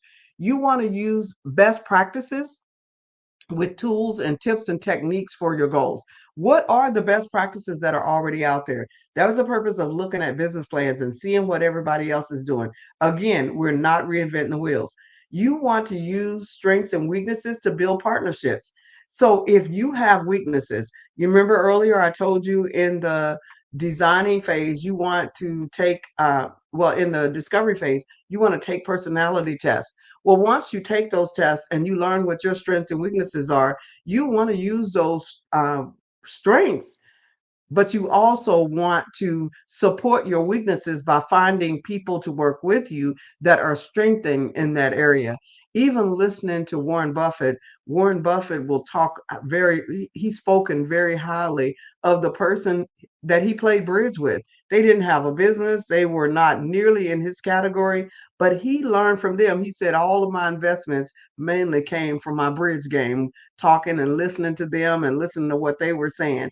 And now I believe the person that taught him to play bridge is a multimillionaire herself, because she's teaching other multimillionaires and billionaires how to play bridge. So it's important for you to not only listen to those people that you think, oh, well, they've made it, they've arrived. Sometimes it's good for you to listen to a child, listen to the voice of a child. Some of the biggest amount of money that I made, I just happened to be on the plane with a kid, and he said something on the plane. And when I got to where I was going, I ran out of merchandise. I was going to an expo, ran out of merchandise, thought back on what that child had said when I was on the plane, ran and made a flyer with those things on it and some things that had come to me as I was listening to him, and was able to sell that for the rest of the expo. So, make sure that you're listening and don't always feel like you know everything.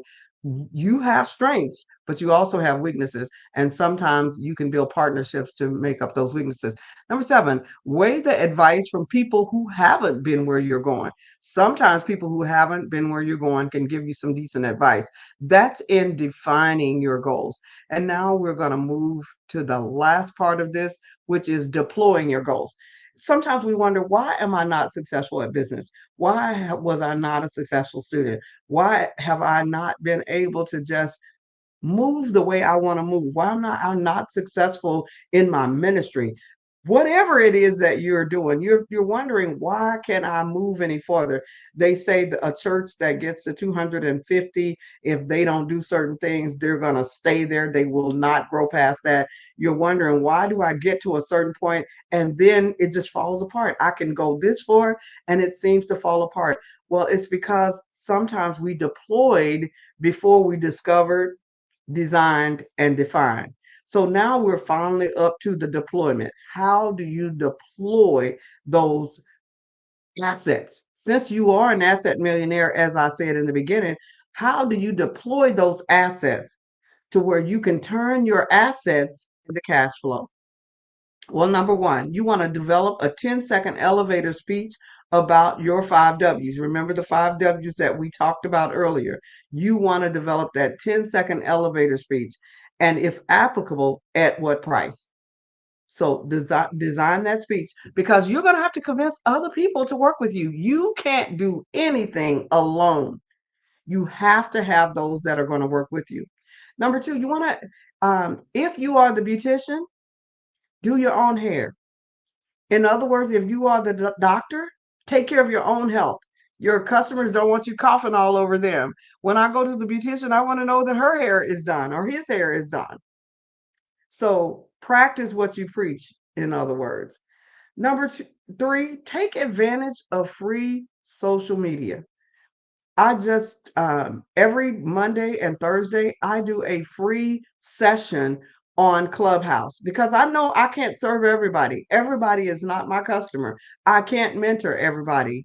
So therefore, I give my service away on Clubhouse every Monday and Thursday.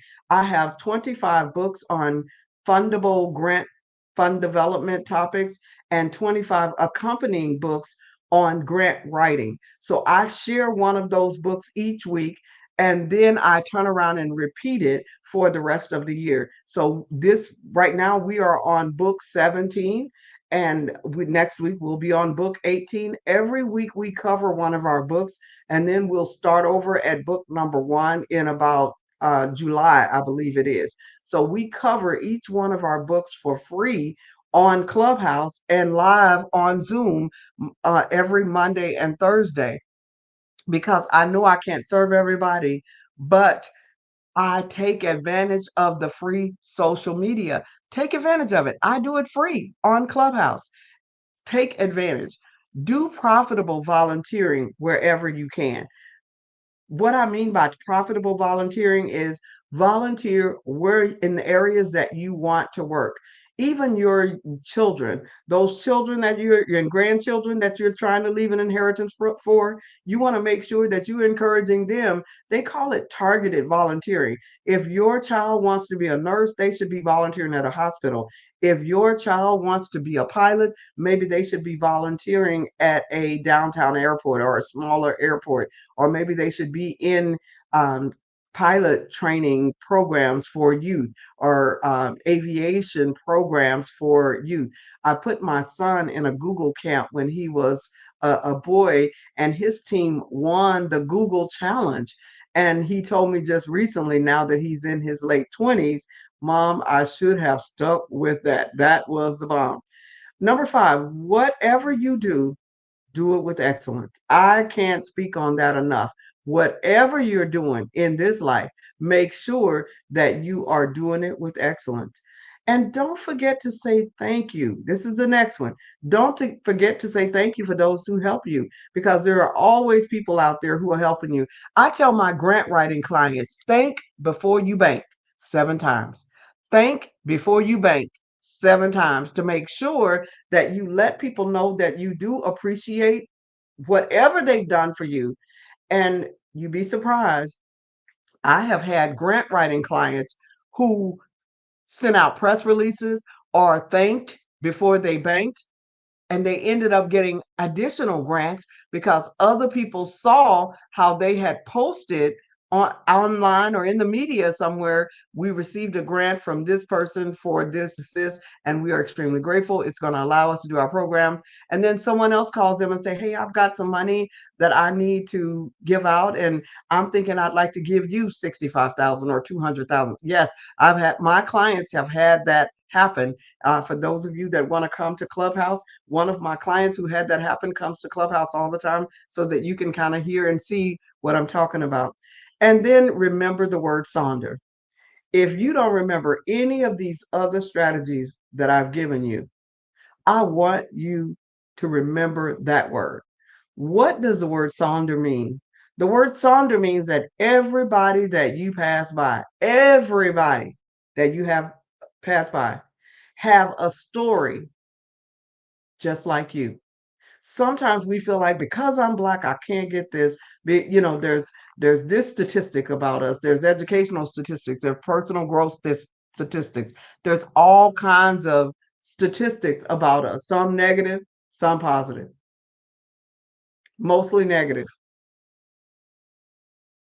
But you don't have to take every statistic and apply that to your life. I tell people, dig deep down into your DNA and pull out some of those DNAs of those kings, queens, administrators, those people who built pyramids that they still can't figure out. Pull out some of that DNA. Stop pulling out the DNA of Nook Nook and Ray Ray that got into trouble, went to jail, did this and that and the other. Pull out some of that positive DNA so that you can become that asset millionaire that you are, and not only become the asset millionaire, but deploy those assets so that they can become cash flow. Remember the word Sonder. Every stranger you meet has a story. I've talked to billionaires, billionaire kids, I've talked to millionaires, and I find out that many of them feel like they've had just as much trauma as you have. They feel like they've been through just as much as you. I talked to a billionaire's wife a few years back, and she said, my kids don't talk to me.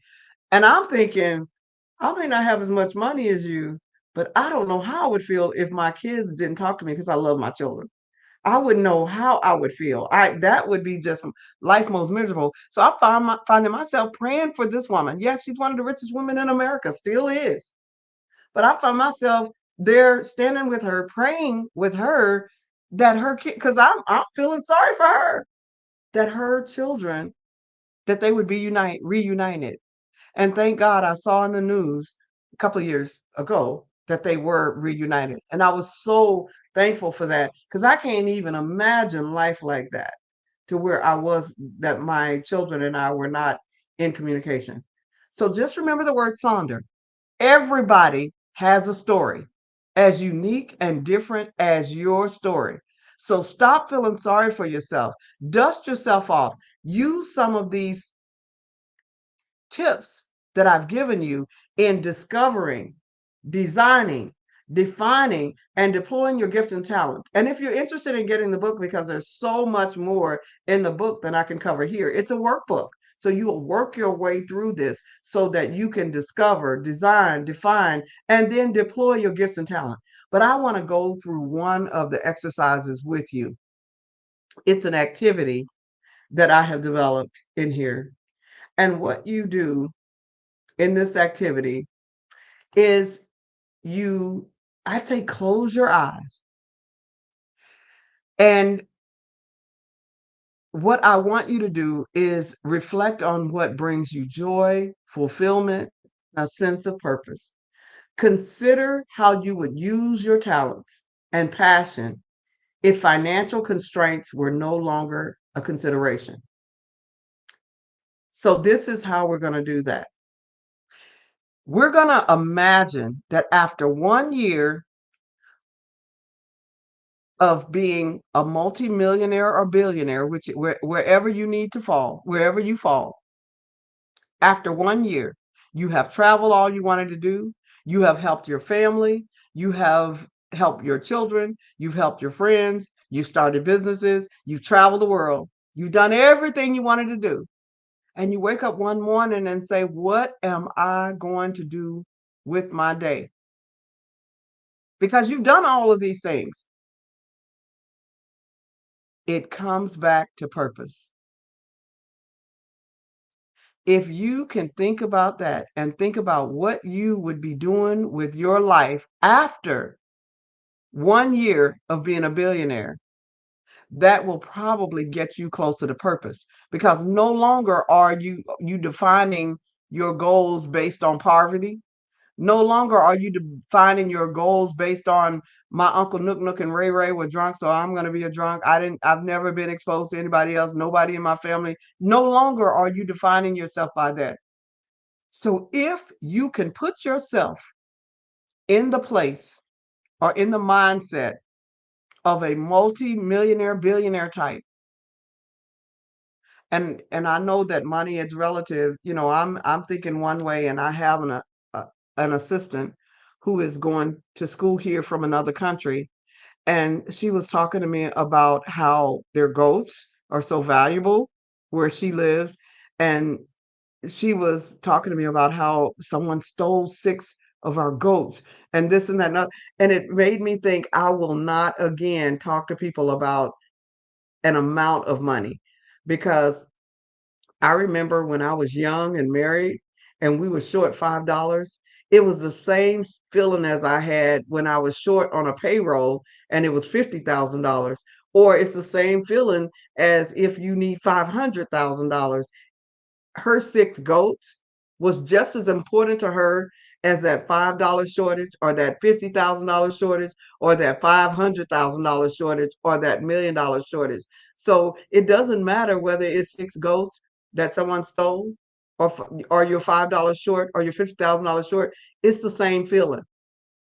So make sure that, so I can't tell you what you're looking for, whether it's hundreds of thousands, millions, or billions. But wherever you can imagine yourself, if you can just imagine yourself as having the wealth and having done everything that you wanted to do, whatever wealth is to you, if it's 6 goats or 600,000 or 6 million or 6 billion, whatever wealth you can think of, you've already experienced that for a year. Now you want to think about, what are you going to do with your life? That's going to help you discover your purpose, because it's going to help you determine those things that are important to you. Now I'm going to go back through these 4 areas again that you need to look at when you are discovering, designing, defining, and getting ready to deploy your life purpose and aspirations. So number 1, step 1, you want to discover those goals. And I gave you 7 steps for discovering those goals. And those 7 steps again are: use personality tools, look through your phone, Look for opportunities that you value. Look for opportunities that you enjoy. Listen to those around you about your good and bad qualities. Remember those things that you were passionate about in your childhood. And number 7, where do you spend most of your income? The second area in designing your goals, don't reinvent the wheel. Use business plans and other information. Save time and money by watching how-to videos. Look for the top 100 in whatever goals you have in mind. Look for those that have succeeded. Number 4, design that wireframe or your logic model or your step-by-step or your implementation plan. Develop your 5 W's, the who, what, when, where, why. Discover the abundance gap. Make sure that you are filling the gap and becoming the answer for other people's problems. Number 7, prepare for change. The third area is defining your goals. Those 7 areas in defining your goals is making sure that you know your mission and vision statement. Joining online and offline groups and associations with similar goals. Learning your alphabet, which is the vocabulary of what you're doing. Learning your numbers, which is the cost associated with the vocabulary. Using best practices with tools and tips for your goals. Using strengths and weaknesses to help you build partnerships, because yes, we all have strengths and weaknesses. And then weighing the advice from people who haven't been where you're going, because sometimes they can give you tips that will help you to be successful. Deploying your gifts, as I just spoke about, developing the 10-second elevator speech about your 5 W's and at what price you will charge for that. If you are the beautician, do your own hair, practice what you preach is what that's saying. Take advantage of social media, especially the free social media. Take advantage of AI. Do profitable volunteering. Whatever you do it with excellence. Don't forget to say thanks to those that help you. This is in deploying those goals. And lastly, as I covered, remember the word sounder. So I'm hopeful that discovering the 4 Ds, which include discovering, designing, defining, and deploying your gifts and talents, will help you whether you're going back to school, whether you're starting a nonprofit organization or a for-profit organization or grant writing, whatever it is that you're doing. If you can keep these 4 Ds for discovering your life purpose in mind, I think it can support you in being successful. And don't forget to exercise, close your eyes, and begin to think about those things that you would do or you would have done for the whole year after you received all of these, your 6 goats, your millions of dollars, or your billions of dollars, whatever it is that make you feel abundantly wealthy. After you receive these things, you've got everything that you need and you've got enough to spare. And you've been successful for this 1 year and you wake up still needing that purpose and you have no financial constraints. What is it that you would do? And if you can begin to write those things down that you would be doing, I can almost guarantee you that you are closer to your purpose. That's going to get you closer to your purpose. So hopefully our leaders are going to come back, and that's going to be it for me today. How you doing? Okay. Oh, man, I'm just sitting here listening to you, Dr. Wright. This is wonderful. Great advice for people. I like that mind shift change. You know, put yourself into the mindset, the winning mindset, but do those things. Don't just talk about it. Let's walk the walk and do what you can within the resources you have, and you start attracting that kind of reality to yourself. I love that. Thank you so much. You have been wonderful. And before we let you go, we've got the audience has to know. I know you talked about Clubhouse and some other things. What is the best way to keep in touch with you? They can find me 24/7 at CertifiedDreamBuilder.com. And on Certified Dream Builder, we do have lots of free resources, business, personal, academic, and professional resources on there. We also have what we call Pay What You Can live video events every Monday and Thursday. If you got zero, you got the 6 goats and no money, you can come. If you've got $100 to donate, you can. If you got $1 million to donate, you can come. So it's Pay What You Can.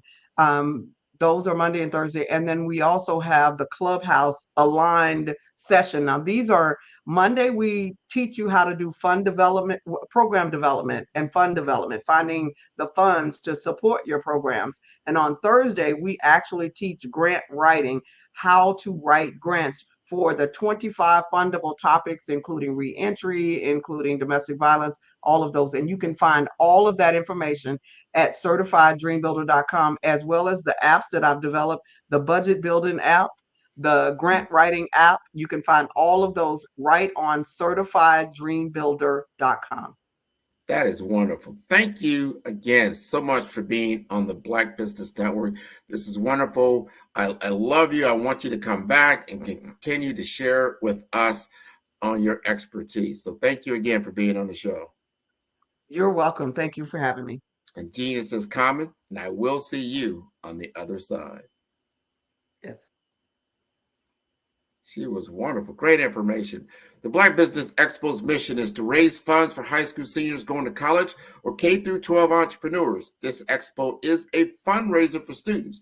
You may go to blackbusinessexpousa.com to donate to the scholarship fund or use the Cash App that is on the screen below. That's $BBXUSA. Our goal is to give laptops and up to $5,000 to 10 students.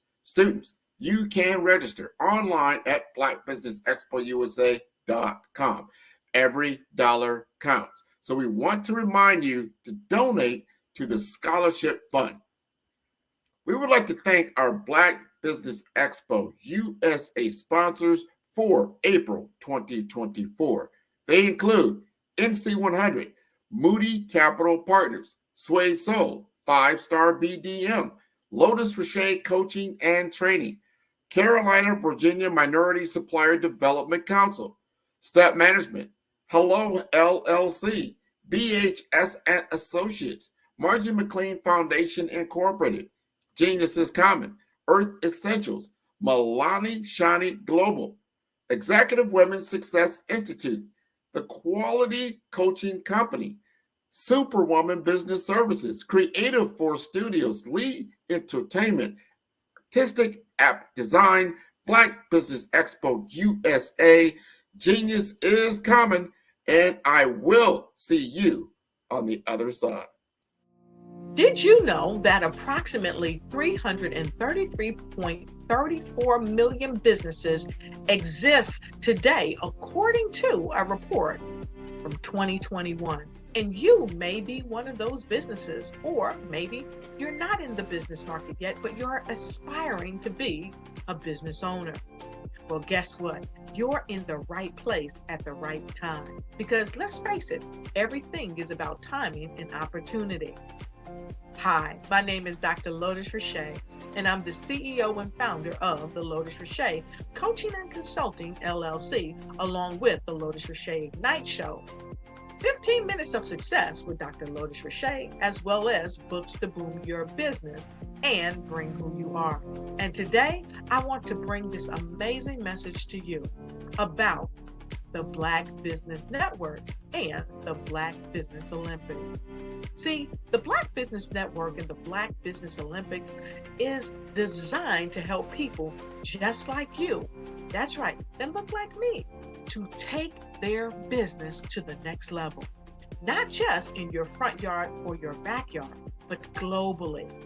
The Black Business Network and Black Business Olympics is designed not to just help you survive, but to help you thrive.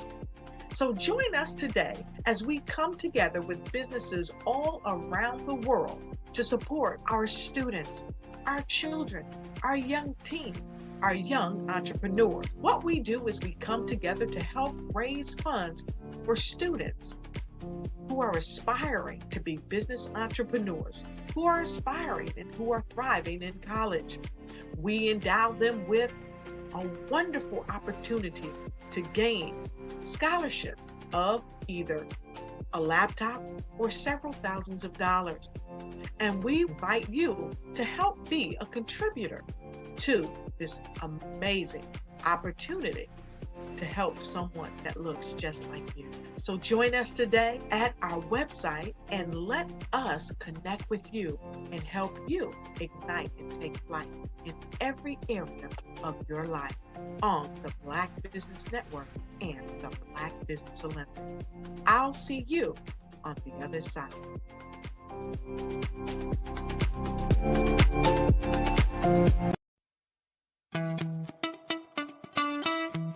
How many times have you been asked to help someone you didn't even know, a student, a business entrepreneur, or did you ever even ask, where did they end up?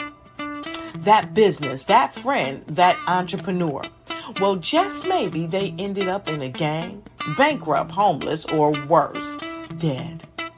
Maybe they turned to crime, drugs, and alcohol. Did you ever wonder? Did you destroy their dream, or was your life always so easy? At the Black Business Olympics, we started a movement to help students complete. Give them hope and foster success. Help them to leave their dreams of providing laptops, computers, and up to $5,000 in scholarship funds. Today, we ask you to help a student, a business owner, or an entrepreneur to realize their dream by sponsoring them, supporting them, and buying from them. Consider this. With $1.6 trillion in our Black community, we only ask for a small donation for our students, our businesses, and our entrepreneurs. And you can change a life today. So I ask you, what are you going to do? Sit on the sideline and watch our students in high school be leaving, miss out on their dream from lack of resources? Or are you going to donate to the movement and change their future and yours as well?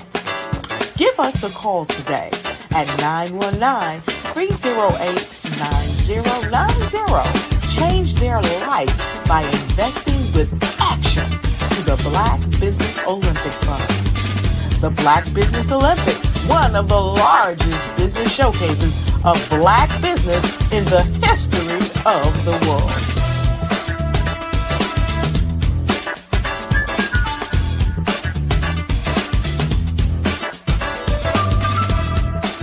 Hello, I am Dr. Eric Kelly III, the visionary strategist and founder of the Black Business Olympics.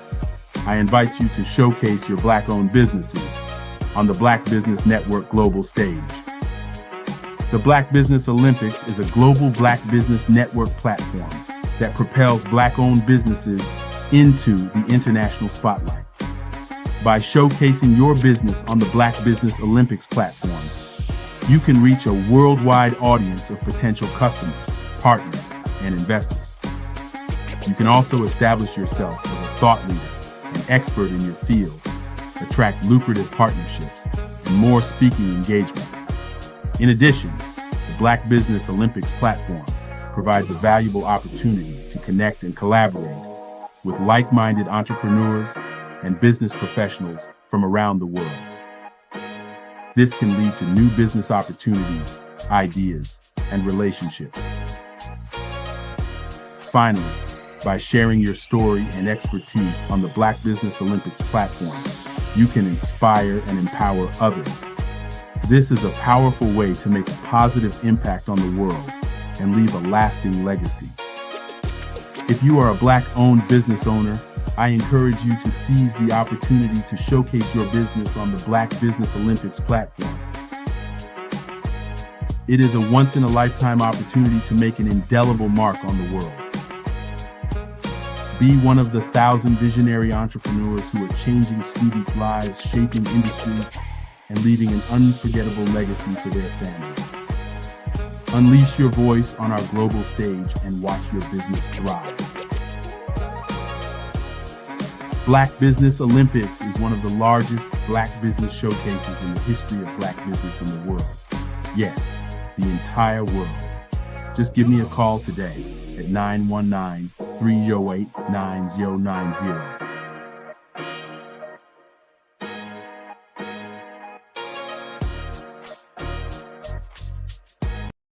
I am from Washington, D.C., but I was raised in Durham, North Carolina.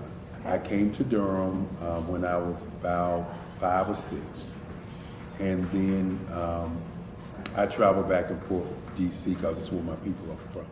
One of the unique things about my family is my mother, she's also an artist. She does quilting, and she does a lot of artistic things. And then my son, he draws with both hands, his right hand and his left hand like I do. So that's kind of a family trait. And then my other son, he's a videographer, and my daughter, she works, she's a regional vice president for Sunglass Lab. When you start out drawing and sketching, you want to continue to explore, each avenue. I do pastels, I do pen and ink, I do painting, I do acrylics. I haven't done oils yet, but I try to do all facets of art. What I say to a lot of times to people is, you can't put yourself in a box when you're an artist. You have to explore. And over the course of my life, I've tried to explore different mediums. I also do sculpture as well. I choose my subjects by the intensity that they have in their faces, or the intensity that somebody is moving, because I do more than portrait drawings. I also do I do abstract, and then I do figurative drawing also. Well, what happened in this particular show is that I started out trying to come up with something that would be a little bit different than what everybody else is doing. So I was working on a Barack Obama show, and they wanted me to do some paintings of Barack. And so what I did was, because of the deadlines, I kind of did it kind of fast. And then I realized when I was doing it fast, I enjoyed it. And so then I started doing other pieces the same way, and I started to enjoy those pieces also. And so I came up with this particular style. And it's a style of lines and colors. And what's interesting is that when I was in college, I did a show called Lines, Colors, and I talked about the boldness of the blacks, the hotness of the whites, and this is how this has come about, later on in my life. And the colors comes from a lot of the entertainers that I work with, where they wear different colors. They don't wear, your plain reds or your whites. They wear different colors, and so that's also another piece of what's giving me the colors. The subtitle of this show is Faces That Speak Life. That's real critical. Faces that speak life. Each one of these pieces is a life source and a life energy that's being put on display for people that are looking at them. I always say in terms of my art, it's not important that I draw them. It's important what you get out of what I draw. I don't try to just draw it because you like it. People wanted me to do prints. I didn't do prints. People asked me to do different people, but the people that I choose are people that make a difference in the lives of people in the world. So the human landscape idea was, again, as I say, the lines represent your emotions, it represents your ideas, and it represents your journey as a human being. And that's why you get the different pieces and the different looks. And as you notice, I try not to do one look that looks alike another look. And that's what's the most important part of this show. Artist to me is a creative expression of something from nothing. It explodes onto the canvas, or it explodes on in my work. One of the things that I try to do more than anything is I try to just give the lines and the movements and emotions and expressions into what I do. Art really means to me a chance to express how I feel deep down inside. Most of my art begins as a thought that I might have, whether it's sports, whether it's history, whether it's a woman or a man. It pretty much starts as an idea of thought before I get into the actual image of what I'm going to draw. I do a lot of historical pieces. I was a history minor in college, and I love to do history pieces.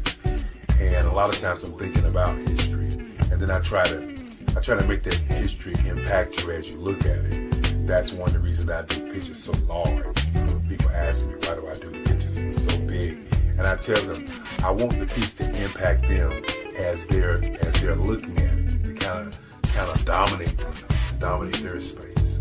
And most of my pieces I try to do off page. I don't try to do anything that's going to be in those four corners or in a square. And I want your imagination to be a part of the piece that you're looking at.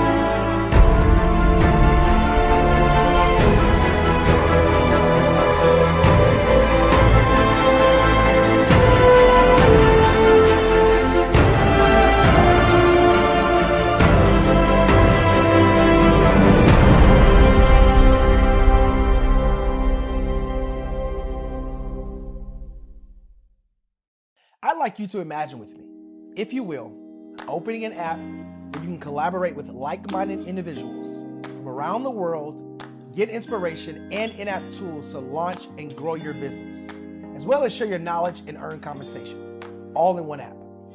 Well, the name of that app is Truso, short for Truly Social. Hi, I'm Matthew Newman, the founder and CEO of Truso. A new concept in social media, Truso is designed from the ground up to be a platform that's both social and empowering for all its users. How exactly do we do that? I'm glad you asked. First, Truso brings the world together via video. Psychologists assert that video provides a significantly more effective connection than audio only. When you enter a community on Truso, you're face to face. Second, on Truso, you don't have to have 1 million followers to monetize. Our business model allows all hosts and moderators to monetize, no matter the size of your following, by 1, producing fee-based content, and 2, inviting others to join the platform as subscribers. Even more, Truso has an in-app resource library with over 100 free resources, forms, and documents to help you build your brand and grow your business. Third, Truso is inclusive. The deaf and hard of hearing communities make up 360 million people worldwide. Unlike audio-only apps, Truso embraces its community, providing a networking platform that allows them to participate via video and closed captioning. We even have a deaf and hard of hearing foundation in the works as well. Fourth, Truso is both social and safe. We refer to Truso as a virtual extension of the beauty shop, barbershop, and brainchild of the community.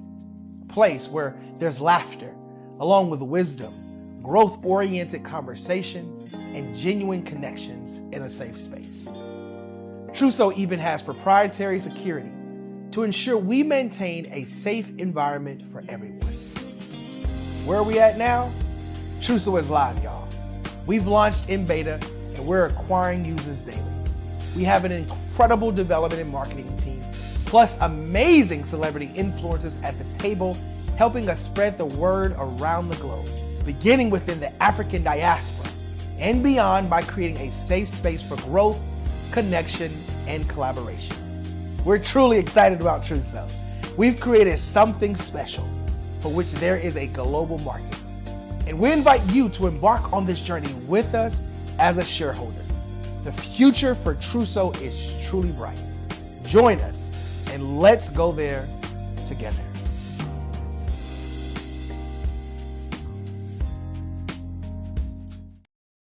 Are you a forward-thinking entrepreneur or business owner? The world is changing faster than ever, and it's time to pivot and adapt to the future. Hello LLC is here to help you do just that. Hello stands for helping enterprises leverage leading-edge optimizations. Our innovative solutions can streamline operations, reduce overhead costs, and give you a competitive edge in a market projected to reach $5 trillion by 2030. By pivoting to the metaverse, businesses can tap into a rapidly growing market that is projected to be a significant part of daily life for 25% of Americans by 2026.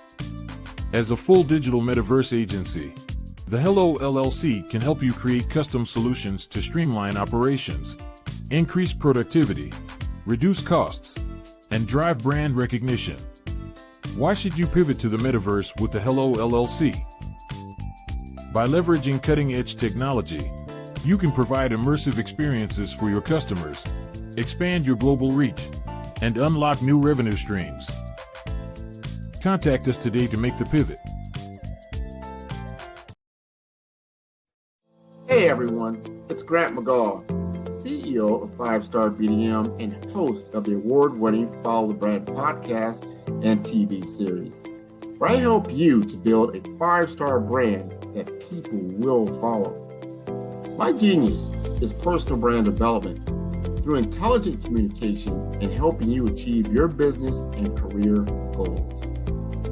I am a requested speaker on digital technology and brand development issues. I want to work with you to increase the value of your current opportunities while attracting new ones. Every one of you is unique, and we all share challenges that can be addressed through smart branding. As a super connector, I work with you as an executive coach to guide you along the complicated business and career development road, providing the enhancement tools and information you need to succeed. Together, I will help you succeed in today's challenging business climate. I will evaluate and measure your progress. Best of all, I am right alongside you every step of the way. Build the brand called you. Genius is coming.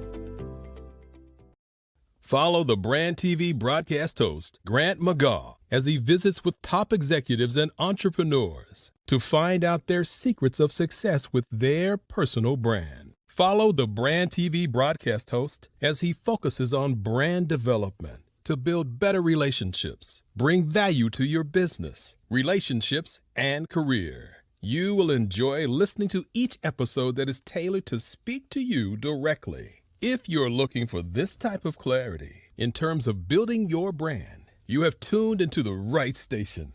Each episode will help you to shape a conversation in the 5-Star BDM network of 20,000 professionals and become a springboard for your corporate engagement and business opportunities. Each guest will frame their story in the areas of personal branding, business development, career development, financial empowerment, and technology innovation.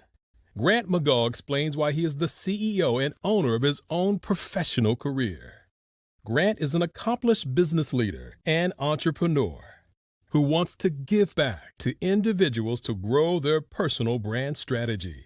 Tune in as he weaves his story about new possibilities, while to you exceed expectations. If you love storytelling, this show will make for fun. I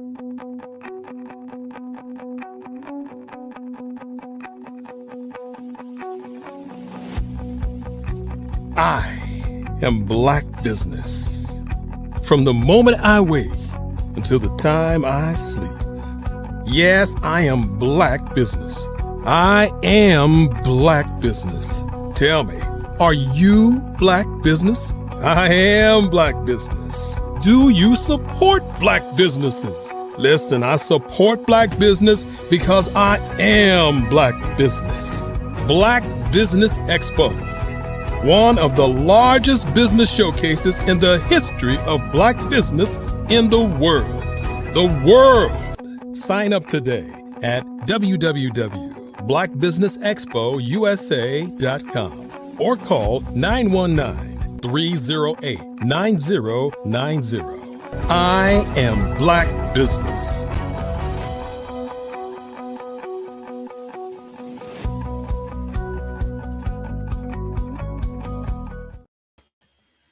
Good day, business owners, entrepreneurs, thought leaders, and corporations. Welcome to the Black Business Network.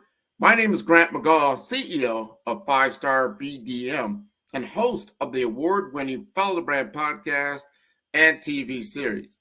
And I am your business moderator for this day on the Black Business Network. The Black Business Network is a 24-hour business network showcasing Black businesses, business owners, entrepreneurs, and thought leaders worldwide.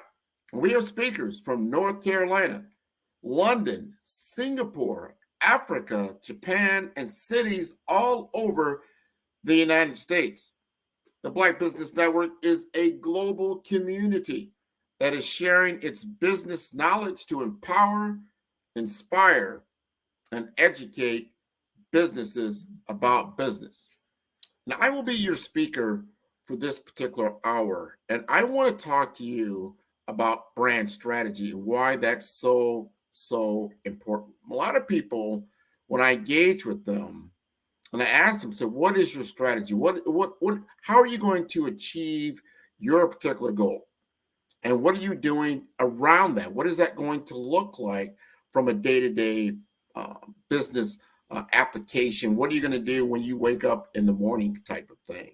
And a lot of times what I find out is that you don't have a business plan, or there's a difference between a business plan and a business strategy. So two different things. A business plan, for the most part, is something that you gather, you pull together, and you're going to present that to a financing entity to tell them how you're going to achieve your goals and why they want to invest in you. And that's your overall business plan. Or it's also something that you would share with potential employees or anyone interested in your business. You would have an overall business plan that would come together and kind of tell the story about your business and why it's important. The strategy is how you get there.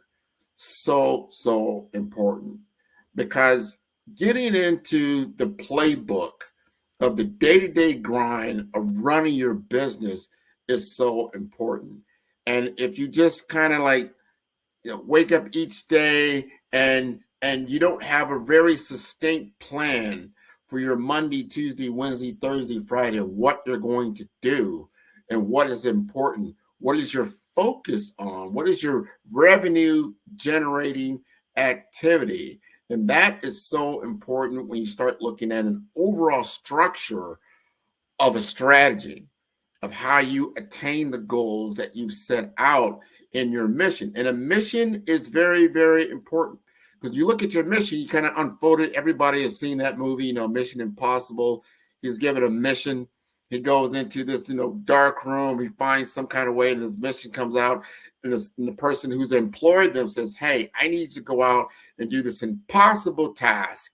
And then if you're successful, you're going to be able to get more opportunities, that type of thing. That's your mission, right? What is your mission state about you? And why is that important? Because if you don't have your mission, this is your guiding overall framework for why you're doing what you're doing. What is the big why that you're here for? My mission is around small business development. I want to take my 20, 25 years of corporate experience and bring it to the small business owner. I want them to understand what it takes to be successful, because even though I was in Fortune 500 companies, that's a huge either a national or international corporation, but they still operated in departments. So a department is really like a small business. So I'm very, very familiar with the tenets of small business operations and what it takes to be successful on a day-to-day basis. And as a more a individual contributor, as an account manager or a business development manager, I understand ownership. See, in entrepreneurship, you've got to take ownership of your particular business model and then have goals that you set for yourself and then reach those goals or exceed those goals. And you've got to have an overarching strategy to do that. Now, when you're in the sporting arena and you have a coach, and that coach now then recruits his team, he says, you know what? I need a quarterback. I need some running backs. I'm going to need an offensive line that can block. I'm going to need my wide receivers that can catch the ball from the quarterback. And I need a stellar defense because the other side of the ball also has an offense that's trying to score.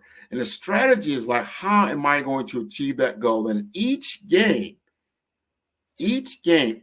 business opportunity that you involve yourself in is a game.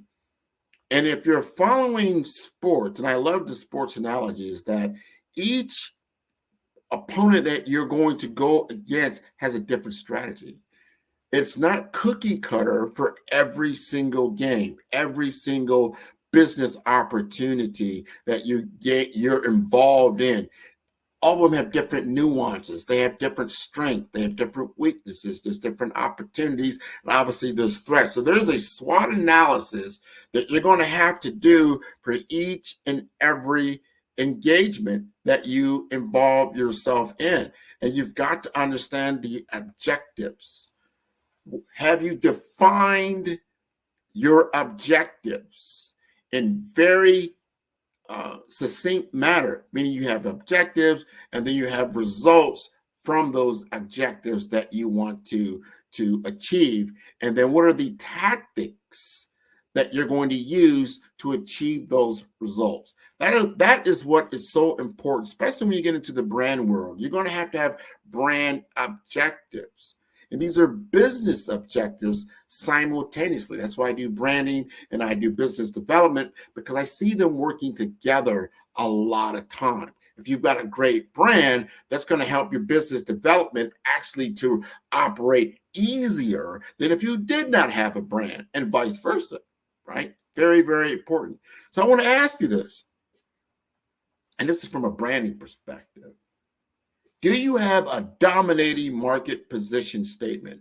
What is your dominating market position statement that says, this is who I am? It's a bold statement. It's part of my BRAVE framework that I use in my strategy, BRAVE, right? Because you've got to be brave.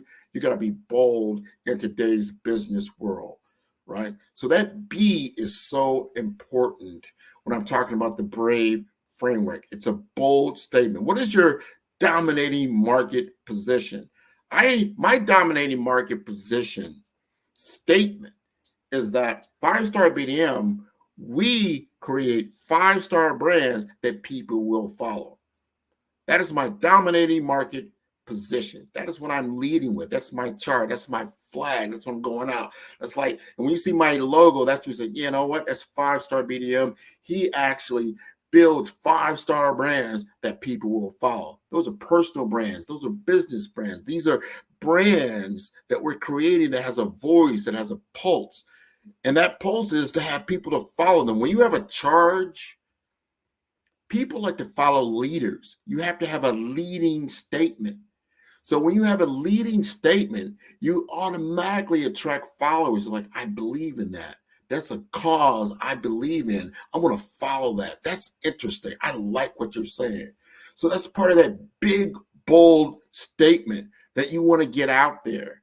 You know, a lot of times I say I'm pioneering the future of branding. I'm empowering businesses. I'm enriching communities. I want you to join me in doing this. It's part of my bold statement. It's part of my brave framework. And you've got to have a signature branded program. I always encourage my business owners when I'm consulting with them to have some type of signature branded program. Like, what do you mean, Grant? This is something that you're doing that is different. It's a differentiator from your competition. What is their signature brand program? When you think of 5-star BDM, what is my signature branded program? It's Follow the Brand, the Follow the Brand podcast, right? Where I feature business owners, entrepreneurs, career professionals in areas of technology innovation, career business development, financial empowerment, brand mastery, personal branding. This is my signature brand program that I lead with every single day. Every week I have a new episode. Every week you can see it as a TV series as well as an audio podcast. This is a signature branded program that I'm putting out there that's building brand awareness constantly. And if it's doing that, it automatically goes to the next level. People will do in their contemplation of if they want to do business with you. It goes from awareness, and then it goes to consideration, and then it goes to conversion, where you're actually engaging with them in sales activity, right? So I want to ask you, what is your signature branded program? What does that look like? Do you have that? Has that come together for you? And as you're thinking through that, think about your competitive landscape. Have you done your research? Because that's the R in the brave framework. I talked about the B, being bold, your brand identity, right? So important. Your brand strategy, so important. Now we get into the R, that's your research, the market research, and understanding the competitive landscape. A lot of times, and I've seen it so many times, when people want to go into business, they say, you know what, I'm ready. I'm ready to do this. I have the technical skills to be effective in the market. Now I'm asking, all right, define your market. And they kind of fall short. They don't understand what that market landscape looks like. Because if you don't understand the market landscape and what you're operating in, who your competition is, what does that look like? And your competition may not always be another business. It could be the status quo. This is really the biggest, and I have found this so many times in my sales career and my journey in corporate America, that the biggest problem, biggest obstacle wasn't another company that did something similar to my product and services. It was the status quo, the mindset. They did not want to change. They want to keep doing the same thing they've always done. And that is a big inertia that people naturally don't like to change. So you're offering change. And if you're offering change, you have to understand that your competition actually is the status quo.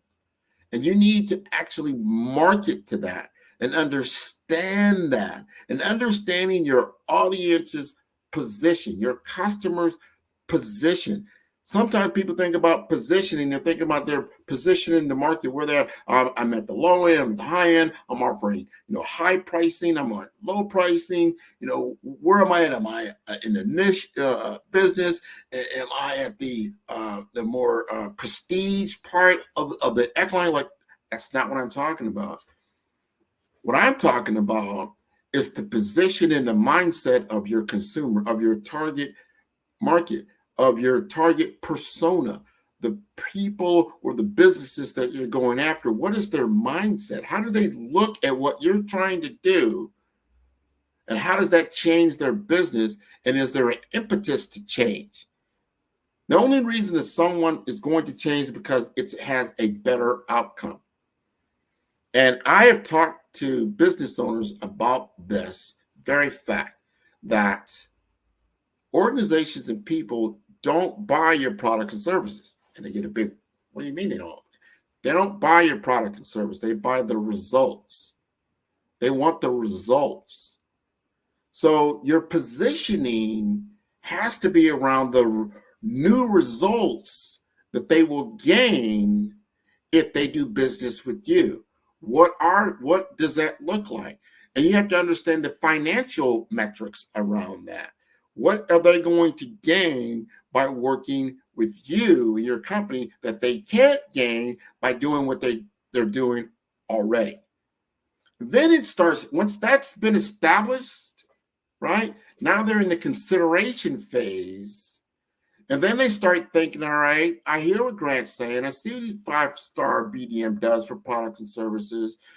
I see that they're offering a different result that's 5x, 10x better than what I have today. I'm going to consider that. And you know what they're going to do then? They're going to do more research. They're going to start saying, okay, I have 5-star BDM over here. Let me see companies that are similar to his and see if I can get a similar result by working with them, but maybe at a lower price point or something to that effect that I can't get from them. Now they're starting to do research on you. And that's when you need to understand the other part about knowing your competitive landscape, understanding the market size, understanding who they're going to truly go to get that comparison, because that's all they're doing. They're going to compare you with someone else. What does that look like? So you need to understand those competitors in that space. And if you understand that competitor in that space, you can even recommend to them, you know what? You need to go talk to so-and-so or talk to so-and-so. They do something similar to me. And you're going to find out some things, but you already know your heads and tails above them. You already positioned yourself through your messaging that everything they're going to potentially get from them, you're going to be able to offer them something better. And you have an irresistible offering for them that the competition cannot deliver as well. And that's part of the foundations of driving brand and business development. And I want you to understand this at a very high level and understand the language of business. What are you talking about, the language of business? The language of business is money, understanding profit, understanding revenue, understanding return on investment capital, and the values of time. This is what they want to understand. They want to understand revenue potential. And what does that look like? You need to have a differentiated strategy that talks to this and talks in the language of business. So if you're only talking in products and you're only talking in services, you have not spoken in the language of business. You're only spoken in the language of the technical aspects of what you're trying to get across. And I've seen this over and over again in a lot of the companies that I work with, that they had this particular issue, that their messaging, their marketing was always in technical language, but they're not talking in the language of business. The language of business is financial.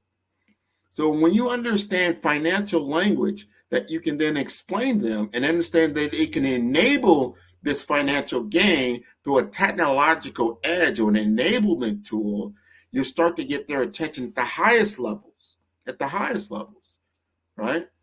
Because that is what the C-suite is really about. They're kind of the banker of that organization. They're only going to invest capital if it says they're going to get more capital in return.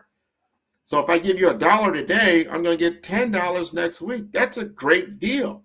And if you can articulate that kind of development with your business, it becomes a no-brainer why they're going to do business with you instead of someone else. Because if they're only articulating it at a technical level and they haven't articulated at a business level, they're going to be behind the 8 ball. You're going to win the deal, right? Because you understand the strategy. Now you've got a service strategy that goes in. You've got considerations that's so important. Then you start talking about success factors. What are your success factors? What is the strong network that you have, the unique value proposition? You're delivering measurable results. Because they're going to know, like, okay, Grant, I'm now considering you for this. Prove to me that you can deliver. Show me that you can do this? Can you show me another company that you work with like mine and deliver results? These are where your testimonials are so important. Your referral network is so important. Someone that vouches for you, someone that will advocate for you because you've delivered the results. This is one of the big things that people get in the sales game. Not because they just don't like salespeople, it's that they look at them and they're not trustworthy. They're not speaking the truth. And the reason why they get that kind of connotation because they don't tell people about the results. They start talking about the product and the service. And remember, people don't buy those things. They buy the results. So if you can talk about the results, you're going to be much further along. People are going to trust you more because, hey, you have a proven method, right? It's proven. I see it. 1 + 1 = 2 in his world. It's not a wiggle room. It's not a maybe here. It's going to be a strong result. And if we invest in you, $1 today gets me $10 next week, guess what? I'm definitely going to roll the dice and we're going to work with you because it's always a risk factor in anything that you do. And if you can articulate the risk before they do articulate the risk, because I guarantee you, depending on what it is that you are presenting to them as an opportunity of investment, they're going to look at the risk mitigation. Any chief financial officer is going to look at the risk. What is the risk? I can lose that $1 that I invested with you. Okay, what does that cost us? If we lose that $1, lose that time, lose all those different things. But if we win, we gain 5x, 10x in amount enough time. So they weigh those things out. If you can articulate those things as strengths in your particular proposal that you're putting together, you're going to go a long way. And then you could talk about the weaknesses. Don't let them assume weakness. There's always weakness in every proposal. Anything in life has strengths and weaknesses. It's just part of nature. What are those weaknesses? What are those conditions that could actually upset the result that you're trying to gain from doing business with you? And if you can articulate those things, it's going to go a lot better. I know in the world I was in, technology, there's always risk. And I would have conversations around this. Like, well, Grant, what is the risk? I want to get the results. The risk is, a lot of times, is adoption. Will your workforce adopt this new technology and utilize it? Because if they utilize it, we're going to get the result. If they don't utilize it, you won't get the result. It's like, I'm going to buy this car, but then they don't drive the car. It doesn't give you the result that you're looking for because that enables you to get to another location. Very, very important to understand your weaknesses or the weaknesses of the project and tell what the product or service that you're offering. What are the weaknesses, potential weaknesses that could occur? And if you articulate those things in your business proposal, your presentation, your messaging, they understand that because everybody, you're on this planet Earth, everybody understands that there's light and there's darkness. There's things that are happening that you don't want them to happen. There's always that, oh my God, that what if occurs. You want to be able to let them understand that you know these things. That you're not just assuming it's 100%. It's an A+ every single time.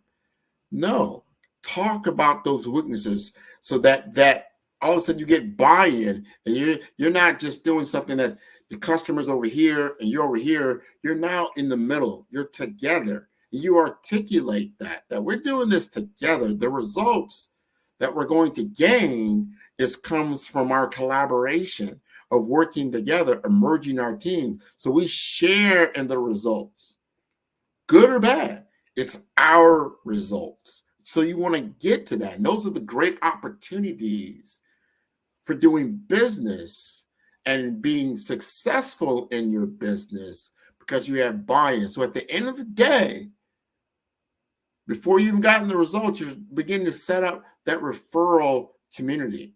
People will speak very highly of you, especially when you're not in the room. And they ask, this particular individual, tell me about your experience with 5-star BDM. He's like, you know what? They took me through this entire process. And we talked about the project. We talked about the results, but we also talked about the detractors. We talked about the risk mitigation. We talked about how we have to work as a team to deliver this result. So we came together and we all had buy-in, and then we were successful in what we accomplished. So if you're going to work with Grant and his team at 5-star BDM, make sure your team is on board with what you're going to do. And you're like, wow, the sales game, this is what it should look like. This is how this should work. But if you're not messaging and positioning yourself in this way in the beginning, it won't work, right? Because you're going from awareness to consideration to conversion, and understanding that you have to have a framework in what you're working within. Because if you don't have a framework, it's going to bite you over time. So my framework, again, is the BRAVE framework. We talked about being bold, that brand identity. So important. Brand strategy, developing what that strategy is going to look like. We talked about research. You've got to do your research. You've got to understand your positioning. You got to understand your client. This is one of the big statements I make almost every single time I talk to an audience, especially around business. You have to understand your client and their situation and their problem better than you understand your own product and services. You will be so successful if you understand their problem, understand their situation much better than just your own product and service, because you're expected to know that. But if you articulate your understanding of their business problem and where they're at, and you can solve that big problem, like, you know what? We went out, we talked to everybody. We talked to IBM, we talked to Cisco, we talked to Lucent and Vi, we talked to all these different people. They couldn't solve the problem. You can solve the problem. Show me. And if you solve that problem, you're gold. So you've got to understand that, right? And then you start to develop, once you've got that put together, and you really start to get into your audience, and you really start to understand your audience, and you understand their persona in the brand world, the marketing where you talk about your persona. What is that? That is your ideal client, what they look like, who they are, what their needs are, how they do business, what are their interests, what are their psychographics, their demographics. They get into all these kinds of different things. You need to understand this and live this reality with them, because if you start to see that there is a big problem here that does need to be solved, and my product or service is not on point, it's not quite there, that allows you to go back and do some reiterations, to change some things. That's why there's always new versions of software that come out. You don't stay on the same version. If you're using Chat GPT right now, you first came out, it was at 3.5. When it first came out, people were like, wow, because it was new. They didn't know what it could do, but it did it very fast. It did it super fast. But then it started to see, it's not very human-like. It's very, very, scientific and very analytical. It doesn't have any emotional content. It's just a little off. So they came out with Chat GTP 4. They listened to the feedback that they were getting. And then they came out with a whole new version that became, this is now the paid version. But guess what? It's worth paying for because it begins to speak in the language of humans. And it became easier to articulate. It became faster to use and incorporate into your business. Very, very important to understand as you come out with a product or service that you know that you're going to have to innovate it. It's going to have to change over time. And that change comes from working with the audience that you have, right? Your clientele that you have, because customer behavior, customer segmentation, so important. The delivery on your promise is so important.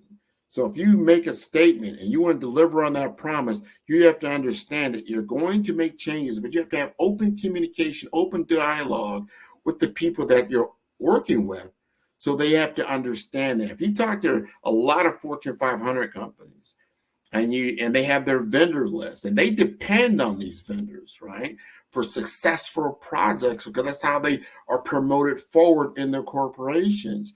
They have to have true open dialogue. You want to have true open dialogue with your particular business opportunities and clients and companies that you're working with, so that there's transparency that's taking place. This is going to help you with your business development. It's going to help you with your blueprint and your strategy. You're becoming more visible. This is when you start to accumulate what I call your assets. You're getting your assets together and understanding what those assets truly look like. An asset is something that's valuable, right? And it's valuable to you, and it's valuable to your clients. What does that look like? What are the aesthetics around that? So that your brand and its aesthetics and the assets, they all have style, they all have personality, and it's something that you can then go to that V world, which is making it visible. Your visibility and your vision action plan is so important, because that details the tactics that you will utilize to achieve your objectives. So important. How are you going to get the results? You've got to strategize around them. You've got to then look at the tactics that you're going to use to achieve those key results. And you've got to have advocates. You've got to have your stakeholders. That's why I talked about earlier about having transparency, because you can't do it alone. There got to be buy-in from both sides of the ball in order to achieve your objectives and to be have victories and a winning attitude. And along those ways, those milestones, you're building momentum. So when you get into that V world, when you're making it fit your visibility, that's like driving down the football field. You're making a bunch of first downs and you celebrate. And you see how you get a first down, the crowd goes wild, right? You get another first down, the crowd just goes wild. You start to get in the scoring position. Everybody, all the intensities of this dramatic tension in the room. And you're right there. You can win the game. You're in winning position. And then you score. That is the kind of emotion and enthusiasm you want in the room. When you deliver on on your promise, and you have the result you were looking for, and everybody in the room is like, wow, this is what we're talking about. This is what we're talking about. Now you've made your brand, you've made it visible. That's the visibility, when you've actually delivered the result. You won the game. That is what you've done. And then you get to that E world. What is that, Grant? That E world, again, is that evaluation, right? You evaluate what you've done. You evaluate how you got it done. You measure everything that was necessary. You look at the metrics that you took to achieve your goal, because guess what? You're going to have to do it again. You know, if you're in the NFL, you have to do it next week. You got to go out there and win again. You're going to have new clients. You're going to have new situations. You're going to have new stories that you're going to have to tell. This is all so very important. So you want to understand your vision. You want to set your goals. You want to have alignment with your client. All these things are so very important as you go around your business. So I'm taking you through the BRAVE framework. All right. You begin to understand this better. You got to be bold, right? You got to be resilient, right? You got to be adaptable, right? You got to be visible, correct? Right? And that E, that means you're going to have energy. See, there's different ways I can look at all these different things. You got to put energy in everything that you're doing, because you got to power beyond the resistance. But you've got to do it in a very methodological way in order to achieve your results that are repeatable, because you want something that's repeatable, right, over time, so you can continue to move the ball forward. You got flexibility built in. You're ready to move and shake. So week after week, the different team that you're going to face, week after week, you have a winning attitude. You can go in there, you can win the game, and then you can strategize in what you're trying to do.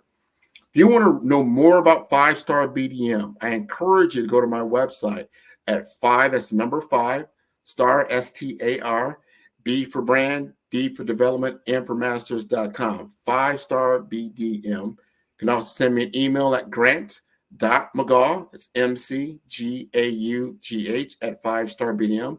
Or go to my LinkedIn page. I do a lot of activity on LinkedIn. It's a lot of information there. You're going to see a lot of my guests. I've got over 150 plus episodes that you can learn about technology innovation. You can learn about career and business development. You can learn about financial empowerment. You can learn about branding. You can learn from brand masters. All of this is for free for you. So I want you to be educated. I want you to be armed. I want you to win your game. Very much so. So I want to talk about now the Black Business Network because it's so important. I'm glad they were having me on today and to be the moderator this morning and where I'm located in Miami, Florida. And I want to tell you about the Black Business Expo's mission, which is to raise funds for high school seniors going to college or K through 12 entrepreneurs.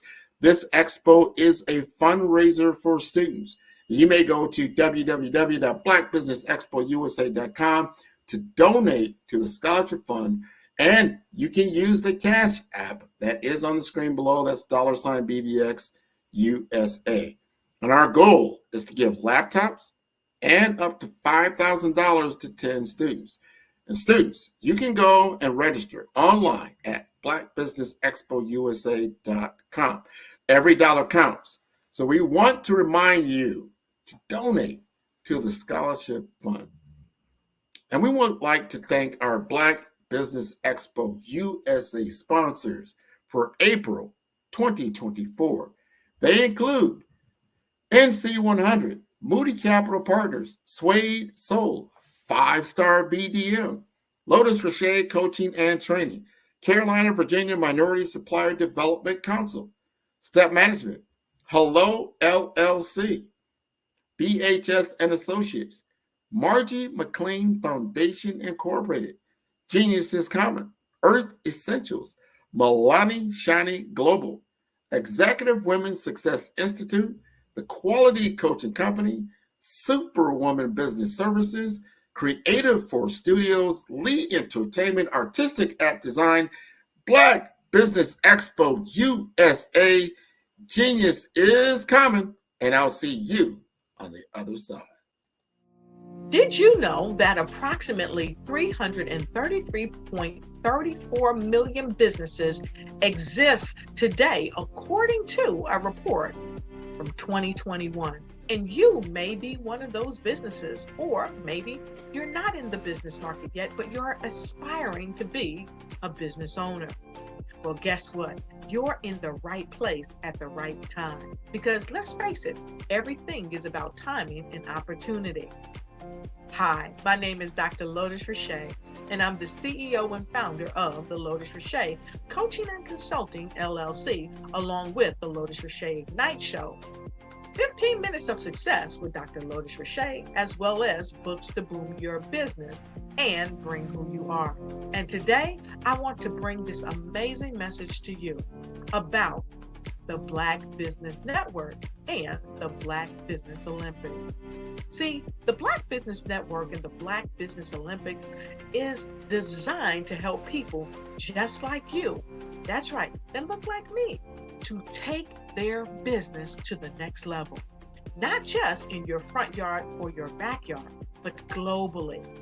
The Black Business Network and Black Business Olympics is designed not to just help you survive, but to help you thrive. So join us today as we come together with businesses all around the world to support our students, our children, our young teens, our young entrepreneurs. What we do is we come together to help raise funds for students who are aspiring to be business entrepreneurs, who are aspiring and who are thriving in college. We endow them with a wonderful opportunity to gain scholarship of either a laptop or several thousands of dollars. And we invite you to help be a contributor to this amazing opportunity to help someone that looks just like you. So join us today at our website and let us connect with you and help you ignite and take flight in every area of your life on the Black Business Network and the Black Business Olympics. I'll see you on the other side.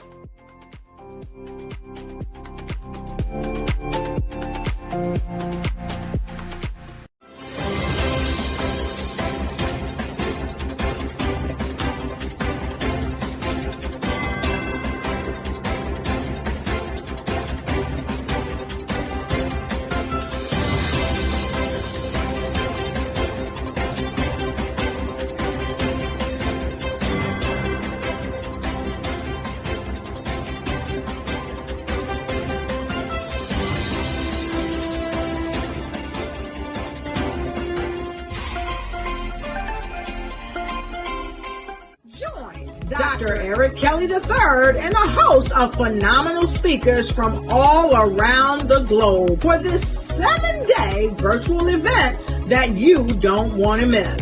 The mission of the Black Business Expo is to raise scholarship money from kids all the way from high school, all the way from college. The Black Business Olympics is one of the largest Black business showcases in the world. It is an opportunity for businesses and companies to showcase their businesses globally. We are going to be giving away laptops up to $5,000 away to students. Again, I'm Olivia Appleberry, the founder of 2 Cents Finance and one of the speakers for the expo. I am so excited to see you there. For more info, go to www.blackbusinessexpousa.com or call 919-308-9090 and hope to see you there. I am Black Business. From the moment I wake until the time I sleep. Yes, I am Black Business. I am Black Business. Tell me, are you Black Business? I am Black Business. Do you support Black businesses? Listen, I support Black business because I am Black Business. Black Business Expo, one of the largest business showcases in the history of Black business in the world. The world! Sign up today at www.blackbusinessexpousa.com or call 919-308-9090. I am Black Business. I am Black Business. From the moment I wake until the time I sleep, I am Black Business. I am Black Business. Are you Black Business? I am Black Business. Do you support Black businesses? I support Black business because I am Black Business. Black Business Expo, one of the largest business showcases in the history of Black America in North Carolina. Join Dr. Eric Kelly III and a host of phenomenal speakers from all around the globe for this 7-day virtual event that you don't want to miss.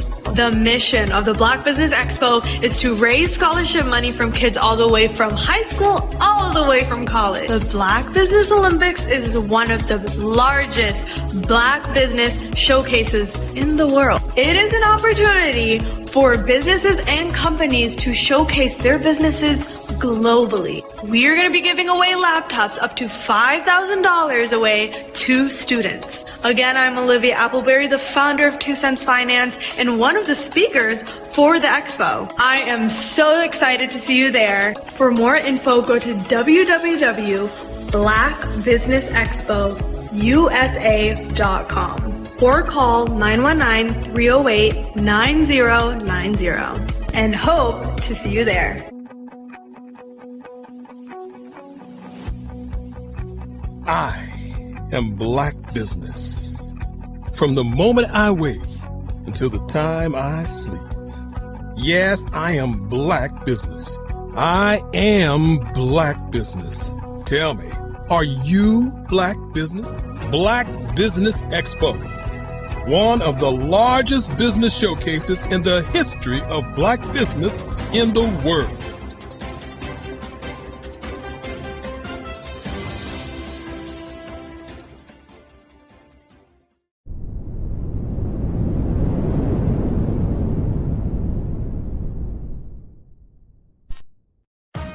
Are you an innovative entrepreneur or business owner ready to embrace the future of business transformation? The world is evolving at an unprecedented pace, and it's crucial to adapt and pivot towards success in this dynamic landscape. At the Hello LLC, we are dedicated to guiding you through this transformative journey, offering a comprehensive suite of services that extend beyond the metaverse and 3D immersive experiences. Our mission is to empower businesses and brands by assisting them in building, branding, systemizing, and automating their operations. We specialize in steering businesses from a two-dimensional existence to a thriving three-dimensional presence, where opportunities abound. We help businesses harness the power of technology to work smarter, not harder, enabling them to operate efficiently and stay ahead of the curve. Our diverse range of services includes: Our Biz in a Box is a complete business solution package designed to jumpstart your entrepreneurial journey. From strategic planning to digital infrastructure, we've got you covered. Your one app, one tap solution. Our Motion Work AI videos transform your brand storytelling with our cutting-edge AI-driven video production, captivating your audience like never before. Our 3D VR environments will step you into the future of immersive experiences. With our custom 3D virtual reality environments that engage and captivate your customers. Lastly, in our Pivot membership program, we offer tailored guidance and support to either show you, teach you, or take care of the transformation process for you. According to a 2023 study by Fundera, a staggering 28% of small businesses in the United States do not have an online presence. This statistic underscores the importance of embracing digital transformation. Having a website is more than just an online presence, it's a gateway to unlocking numerous benefits, including reaching a broader audience, showcasing your products or services, generating leads and sales, establishing trust, providing customer support, and maintaining competitiveness within your industry. The Hello LLC is committed to helping you excel in all these aspects of modern business, not just limited to the metaverse alone. Why should you choose the Hello LLC to navigate this transformational journey? By partnering with us and harnessing cutting-edge technology, you can provide immersive experiences for your customers, expand your global reach, reduce operational costs, and enhance brand recognition, all while working with a company that holds integrity in high regard. Our commitment to ethical and principled business practices ensures that your journey towards success is not only innovative, it is also firmly rooted in trust and transparency. Don't wait. Take the first step towards a brighter business future. Contact us today to explore how we can support you in developing a remarkable digital presence and immersive experience that will leave a lasting impression.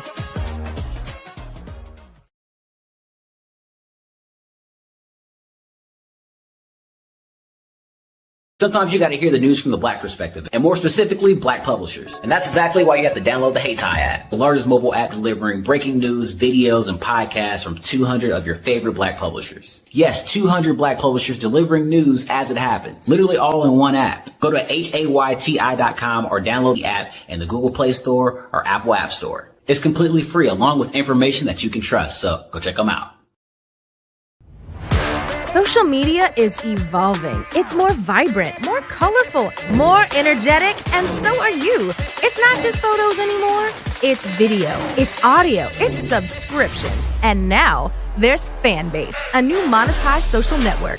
Fanbase delivers the complete native app experience with full content monetization for every user. No algorithms that shadow ban your engagement or growth, and no ads. Follow anyone for free and subscribe directly to your favorite creators for $4.99 a month. Plus, show some love by tipping on any post. Also, make a Fanbase page and monetize your content the same way. Finally, connect with your followers by posting the amazing content you already create. And now, get paid for it. It's time to energize and monetize. Because everyone's a fan of something, and everyone has a fan base.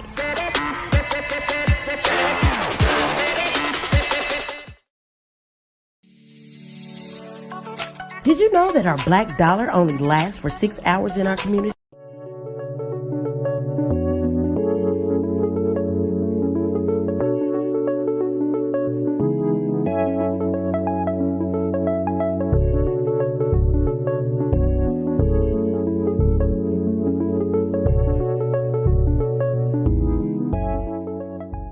passion has been around helping communities of color and historically underrepresented and underserved communities, minority, rural, veterans, persons who are differently abled, in the intersection of education, innovation, technology, industry, and let's throw some entrepreneurship in there just for fun.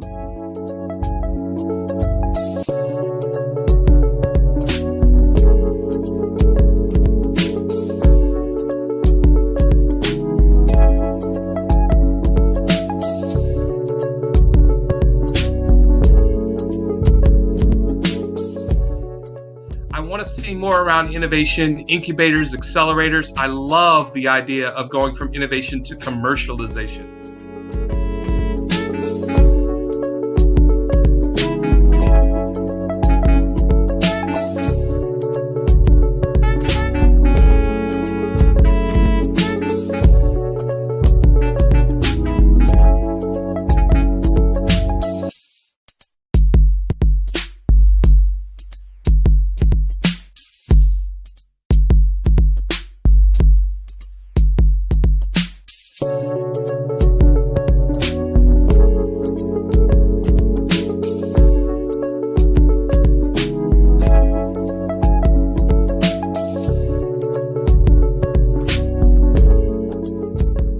Five-Star BDM, Brand Development Masters, is a professional consulting and advisory group keenly focused on business development services for the small to mid-sized business and entrepreneurs.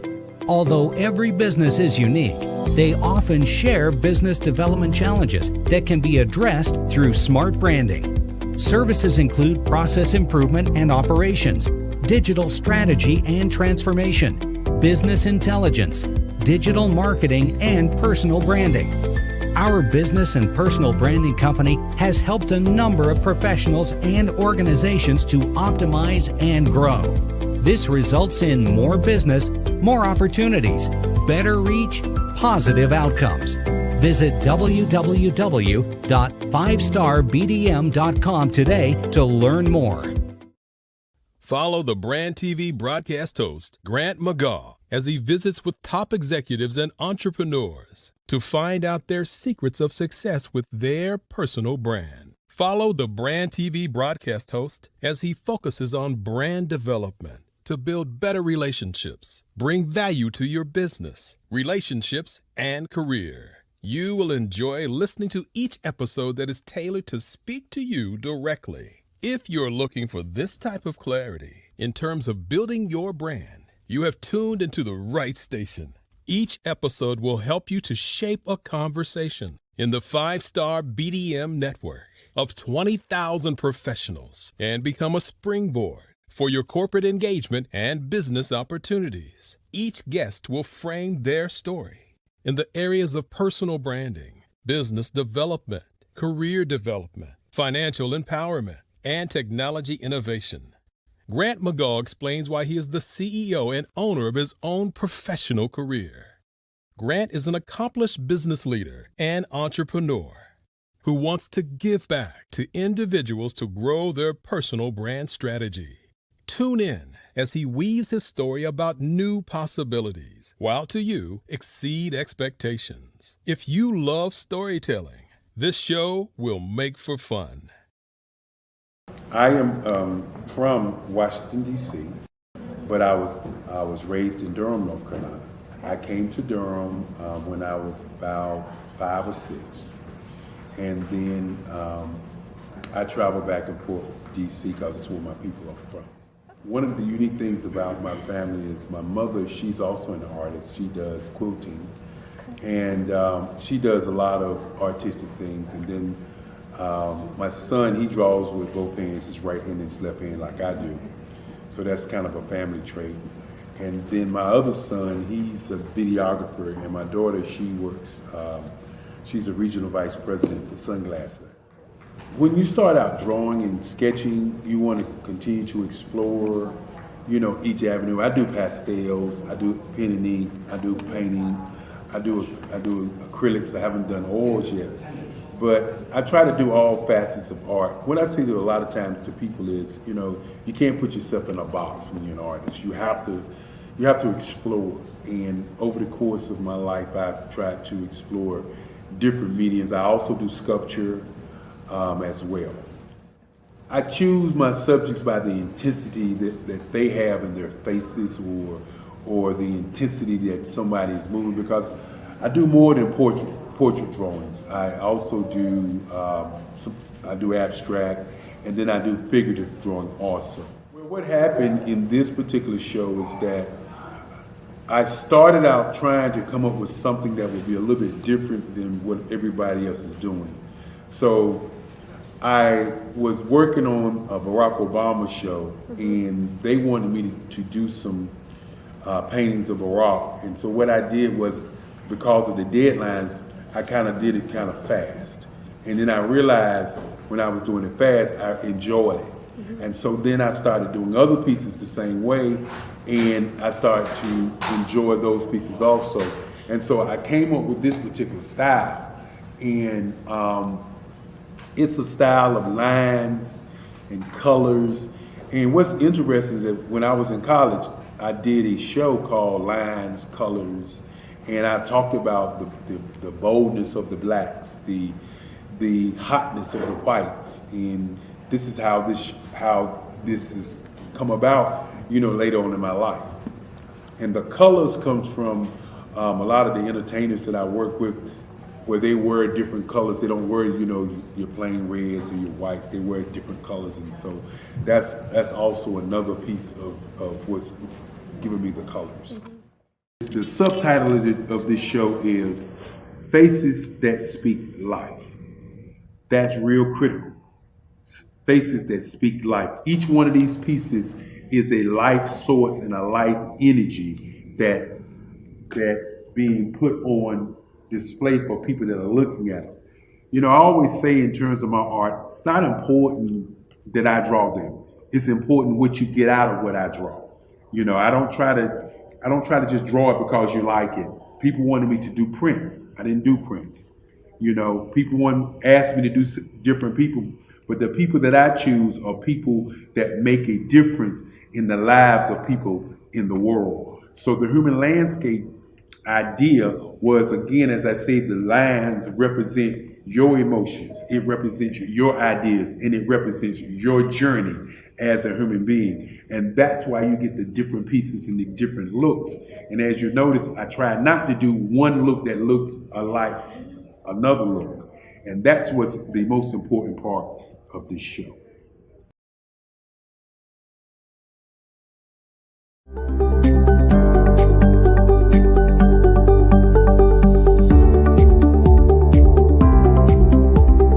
My name is Katie Bennett, and I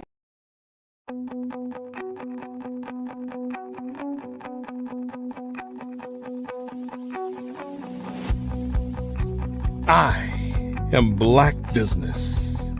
From the moment I wake until the time I sleep. Yes, I am Black Business. I am Black Business. Tell me, are you Black Business? I am Black Business. Do you support Black businesses? Listen, I support Black business because I am Black Business. Black Business Expo, one of the largest business showcases in the history of Black business in the world. The world!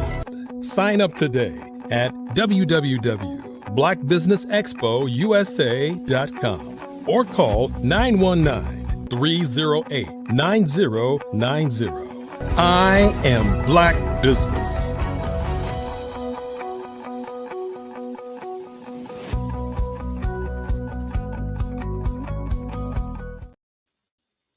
Good day, business owners, entrepreneurs, thought leaders, and corporations.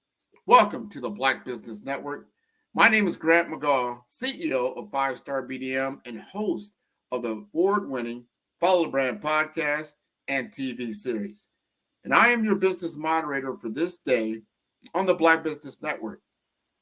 The Black Business Network is a 24-hour business network showcasing Black businesses, business owners, entrepreneurs, and thought leaders worldwide. We are speakers, from North Carolina, London, Singapore, Africa, Japan, and cities all over the United States. The Black Business Network is a global community sharing its business knowledge to empower, inspire, and educate businesses about business. And it is my pleasure to introduce a truly dynamic force, Andrea Adams, a powerhouse who not only shatters glass ceilings, but also dives into life's adventures with unbridled enthusiasm. From skydiving and scuba diving to her love for tranquil foods and high-heeled shoes, Andrea embodies a spirit fueled by curiosity and love. An avid reader and pivotal figure in the literary community, she co-founded the Keg Book Club, Keg Kids Book Club, and Keg Twins Book Club, and hosts the vibrant podcast Book Babble, where good books are discussed with gusto and a touch of flair. Andrea's journey in empowerment and leadership was ignited under the mentorship of Les Brown and further shaped by John Tallarico at the Proctor Gallagher Institute, where she learned to harness her power voice. Today, she is a celebrated speaker, coach, mentor, and television co-host, passionately dedicated to inspiring others. Her work with the Global Kids Speak Oratory Club is transforming young lives worldwide, helping them to master communication and public speaking.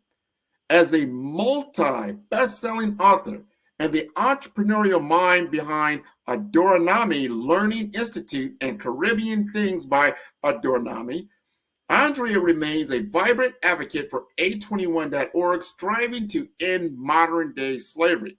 Let's welcome the sassy, bold, and unapologetically impactful leader, Andrea Adams, to the stage. Hello, Grant. Thank you so much. Ooh, that does not sound like me. I love when you read it. That is all you. That comes from you. You've been doing a lot of great things in your life. I really appreciate you. I can't wait for you to share with us all these golden nuggets of wisdom. Genius is coming, and I will see you on the other side. Wow, thank you so much. Oh, it's just an honor, a privilege. It's just exciting to be here again on the Black Business Network. As Grant grandiously introduced me, I am Andrea Adams. Today, I will be talking a little bit about utilizing self-acceptance as a way to give you a better you for tomorrow. As we all know, as business owners, we can walk the walk, talk the talk, but if we are not great with ourselves, there will be a point where we reach to burnout, or there will be a point where we will just have that limitation and we can't find ourselves going any further. And one of the ways to be able to get ourselves over those hurdles and not reach to a place of burnout, or not to reach to a place where you're limited, you have to first of all do so by checking with you. And how do you do so? Is by accepting you, utilizing tools that help you to communicate with yourself so that you can become the best version of you. Of course, as business owners, many of us, we want to just be superheroes and we want to make the world a better place. That's why we create so many great things, so many great products and services that actually helps others. Because as we know, our purpose always lies with helping others. But in order for us to reach to that place where we can fulfill our purpose, in order for us to make the world this better place, we have to ensure that we can give the world a better person. And how else can we do so other than by self-love and self-acceptance? So I'm not going to hold you any further. Let's dive in a little bit into some of the tools and how you can use self-acceptance to free you, to heal you, and to help you to lead a life of radical contentment.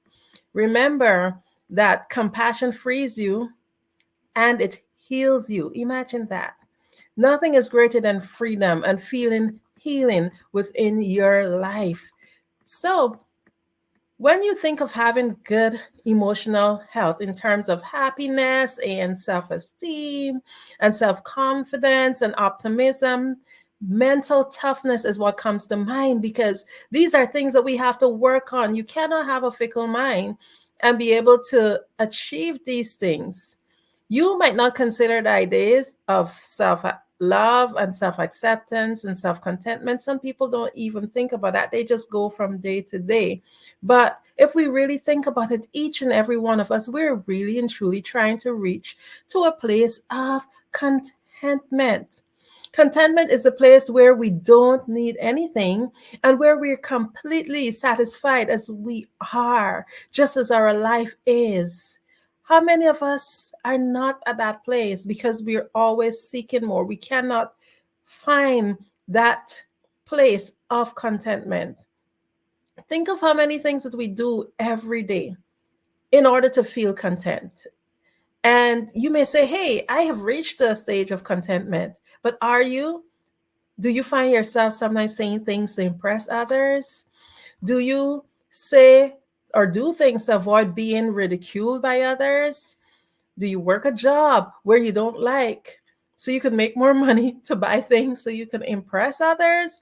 Do you exercise and diet beyond what is reasonable to look a certain way to have the approval of others? The list is actually endless. We spend a lot of time during our day trying to feel contentment. And even if we have not recognized it, naturally and innately, we are seeking contentment. However, these things aren't the path to radical contentment. Here's a little quote by Brené Brown. It says, the truth is, belonging starts with self-acceptance. Your level of belonging, in fact, can never be greater than your level of self-acceptance, because believing that you're enough is what gives you the courage to be authentic, vulnerable, and imperfect. Yes, she said it, imperfect. Because what is perfection? So, what is accepting? What is self-acceptance? There are many ways to look at self-acceptance, but some are more constructive more than others. So it would be a mistake to think of self-acceptance as a blanket acceptance for weakness or bad habits or negative tendency, in the absence of responsibility to continue to improve. Self-acceptance is not, it's absolutely not an excuse for you to become lazy. So please don't take my words as if I'm telling you, oh, just become complacent. You need to be content. You can still be content and you can still advocate to have self-improvement in your life. It also doesn't mean that you accept your fate and determine that nothing should be done to change your life. Self-acceptance is a reckoning within yourself. It is an acknowledgement of your shortcomings, your character, your strengths, your habit, your tendency. It's about facing the truth and accepting what the reality is. So once you know where you are, you can make a reasonable plan to move forward.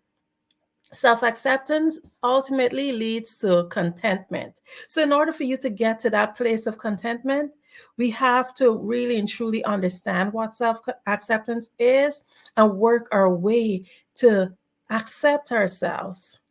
Once you've gained self-acceptance, then what happens? You gain confidence. And in order to really and truly accept yourself, you also have to understand that you're worthy and feel your worthiness.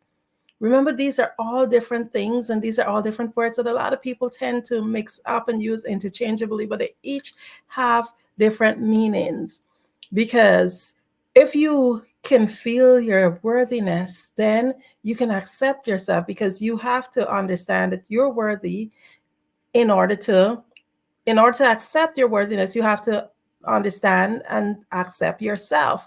And in order to gain confidence and do all the mighty things that you want to do, you have to, first of all, accept yourself so that then you can get the confidence to go forward and do it.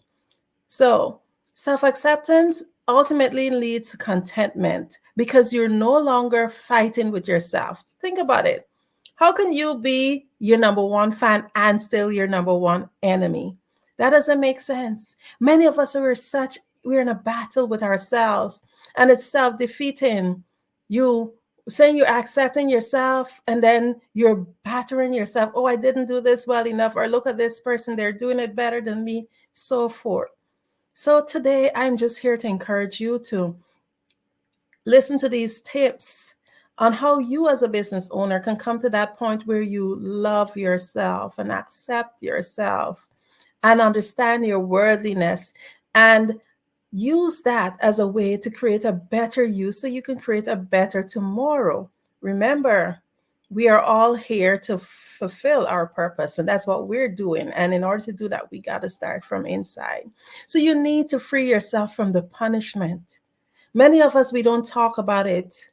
We don't talk about those self-talks that we have within ourselves that is so terrible.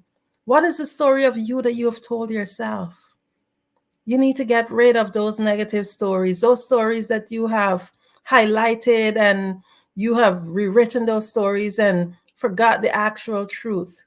So when you release yourself from the negative thoughts that hold you back and accept where you are at, then you're going to find radical contentment. And that's the place that we are all looking to be, whether or not you're aware of it. So it's easier said than done. Just before I go on to just give you some tips, here's a lovely quote by Jeff Koons. It says, "For me, art really starts with acceptance, self-trust. Wherever you come to with art, it's perfect. You don't have to come with anything. What you bring to something is the art. That's where it's found. It's within you. So remember, it's within you. Starts with you." But all of this that I say about accepting yourself, you may go like, "Andrea, like it's not that easy." Yeah. Why is it so challenging? Why are we so hard on ourselves? Many of us, we're more understanding and forgiving of other people. And it doesn't make a lot of sense. If anyone is going to be on your side, it should be you. So why is it that we're so hard on ourselves? So here are some signs that you're being hard on yourself. You dwell on your mistakes. You compare yourself to others. And you don't give your own ideas a fair chance. Sometimes you spend too much time thinking about your past failures. And you can't take a compliment well. Many of us, including me sometimes, I'm not good at taking compliments. But it's important that you open yourself to that. Sometimes you're unrealistic. It's really not easy to accept yourself because we've been taught that the ideal person is financially successful.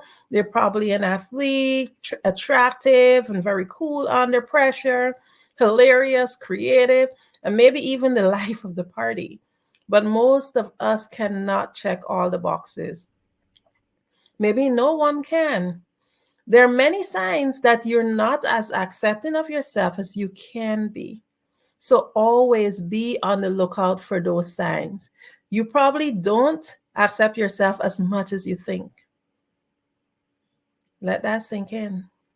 Because many of us, we become so successful and still we don't accept ourselves. But we think because we've reached a stage of success that we have automatically accepted ourselves. And if we really true with ourselves, we have not. Many of us have not. So remember, if you're dwelling on your mistakes and comparing yourself to others, or you don't give your ideas a fair chance, sometimes you spend too much time thinking about what didn't work out. You can't take compliments well, or you're unrealistic. These are just some of the signs that you may be a little bit too hard on yourself. So now that I've highlighted, hey, these are signs, these are ways that you're too hard on yourself. What is the solution? Because what's the point of highlighting a problem if we cannot find a solution for it? The whole idea of today is to really and truly begin to find a solution so we can give the world a better us and make the world a better place. So here are some ways that you can begin to accept yourself. So accepting yourself is not something you can get up one day and be like, oh, I've accepted myself and it's done. It does not work like that because it's a process. It is a habit. It's like exercising. If you want to lose weight or you want to make a change, you got to make it a habit. So you got to do little things. The little things that you do, or sometimes even fail to do each day, actually determine what level of self-acceptance that you have. Because some of us can have a partial level of self-acceptance, but we haven't fully accepted ourselves. Food for thought. So here are some habits that you can take in to help you get in the right direction, to help you to start accepting yourselves. So first of all, you can be accepting of yourself by taking some of these. Let go of your mistakes and failures. Take the necessary time to learn from your negative experiences. Once you've done that, there's nothing else to be gained from them. Just let it go. If somebody is bringing it up, that's their business, not your business. Just let it go, let them go, let everything go. Decide how you can avoid, however, making that same error in the future, but move on. Then only compare yourself to you, because comparing yourself to someone else is like comparing a tree to a loaf of bread. There is absolutely no comparison. How can you compare yourself to a tree? Or how can you compare an elephant to a fish? No. Comparison is a thief of joy. You can only compare what you're doing now, your present results, to your previous results. Am I doing better? Then if that's the case, you have a right to be excited. If you're coming up short, then you know what you can do? Fix the situation. Another way you can help to accept yourself is to separate yourself from your emotions, because your emotions are not you. Listen again, your emotions are not you. I didn't make this up. You can research it. Emotions are something that you're experiencing, just like if someone is stepping on your toe. Observe them as a feeling in your body. Every emotion that you have, whether it's positive or negative, observe it and ask yourself why you're feeling how you're feeling. A piece of paper blowing by doesn't have control over you. Your emotions does not control you either. So another thing you can do is just to be aware of what makes you unique. Embrace it, because you might have a different hair color, like a flaming red hair, or you may be extremely intelligent, a high IQ. Maybe you're in the bottom of the, maybe you're a little bit shorter than everybody else, or maybe you might be extremely tall. But whatever it is that makes you you, embrace it. It's your uniqueness that actually provides the most value to you and the world. So you got to use what is it that is different. Next thing you can do is actually let go of things that you can't change. You're not accepting of your life. You're not accepting of your life or your limitations if you worry about those things that are beyond your influence. Remember, things that you cannot control, ask yourself, is there anything I can do about it? If not, don't dwell on it. And this is not a list to be complacent or a list telling you to be complacent, but then you have to understand what is reality. So another thing you can do is do something that you've always wanted to do. Avoid denying your impulses. Most times when you follow your impulses, it's a good thing that's happening because you're on that frequency and that energy. And when your gut feeling tells you something, 99% of the time that gut feeling is right. I'm not saying to not show any kind of, I would say, caution, but then again, you have that discernment to that line to know, hey, let me just do this. It's called healthy impulses. So don't deny yourself of those. Be assertive. Oh my goodness, indecision. It kills you. It really kills you. A lot of people who are so successful, they have done so by being assertive, making a decision, getting mad. Make a decision. Allow your voice to heard. Do the things you want to do. Assertiveness is actually true honesty. because it's what you really want to do. It really shows what your real desires are. Next thing you can do is recognize your thoughts and feelings and examine your self-talk. Stand in front of a full-length mirror and take a good look at yourself and notice the beautiful person that you are. Think about the thoughts that you have throughout the day, and those garbage thoughts, just kick them out. Most people tend to distract themselves by TV and being online and eating food and on their phones or some other strategy to really and truly avoid spending time knowing yourself. We need to turn off the distractions sometimes and ask ourselves the real questions. Real questions. Am I really accepting myself? Another thing you can do is just continue evolving. Naturally, it's in it that we want to evolve. We want to grow. So don't be stuck. Don't allow yourself to be stuck by paradigms. Allow yourself to grow. Ask yourself those questions like, why am I not doing this? Is it because of what my grandma told me or auntie told me? Is this what I really want to do? Is this how it really is? Question stuff. Continue evolving and grow. Have an open mind. Be honest with yourself. And be honest about what you like and dislike so you can allow your life to evolve. And remember to treat every day as a new opportunity to practice self-acceptance. You must choose self-acceptance. If you want to experience it firsthand, it would not happen by accident. You have to be deliberate. So develop self-acceptance habits and drop the tendency to judge yourself harshly. And remember, free yourself from those emotions. Those emotions just take hold and cause you to do all sorts of stuff that does not make sense. I'm going to read a little quote by Jamie Lee Curtis. It says, I think happiness comes from self-acceptance. We all try different things and we find some comfortable sense of who we are. We look at our parents and learn and grow and move on. We change. So you learn the tools to help you to gain self-acceptance. Okay, so self-esteem and self-confidence, I'm going to speak a little bit about those also. So you can be aware of your shortcomings and still be happy with yourself. Your self-confidence doesn't have to suffer. You can be honest with yourself and still be a powerful force in the world. Remember that. You might be thinking, I thought I was supposed to be honest with myself and not build myself up. But being honest with yourself, if you're this here in terms of being honest with yourself, if you had a truly accurate picture of yourself and your situation, you'd be a lot happier with yourself and a lot more excited in life in general if you really knew you, rather than creating a facade. So it's important that you actually be honest.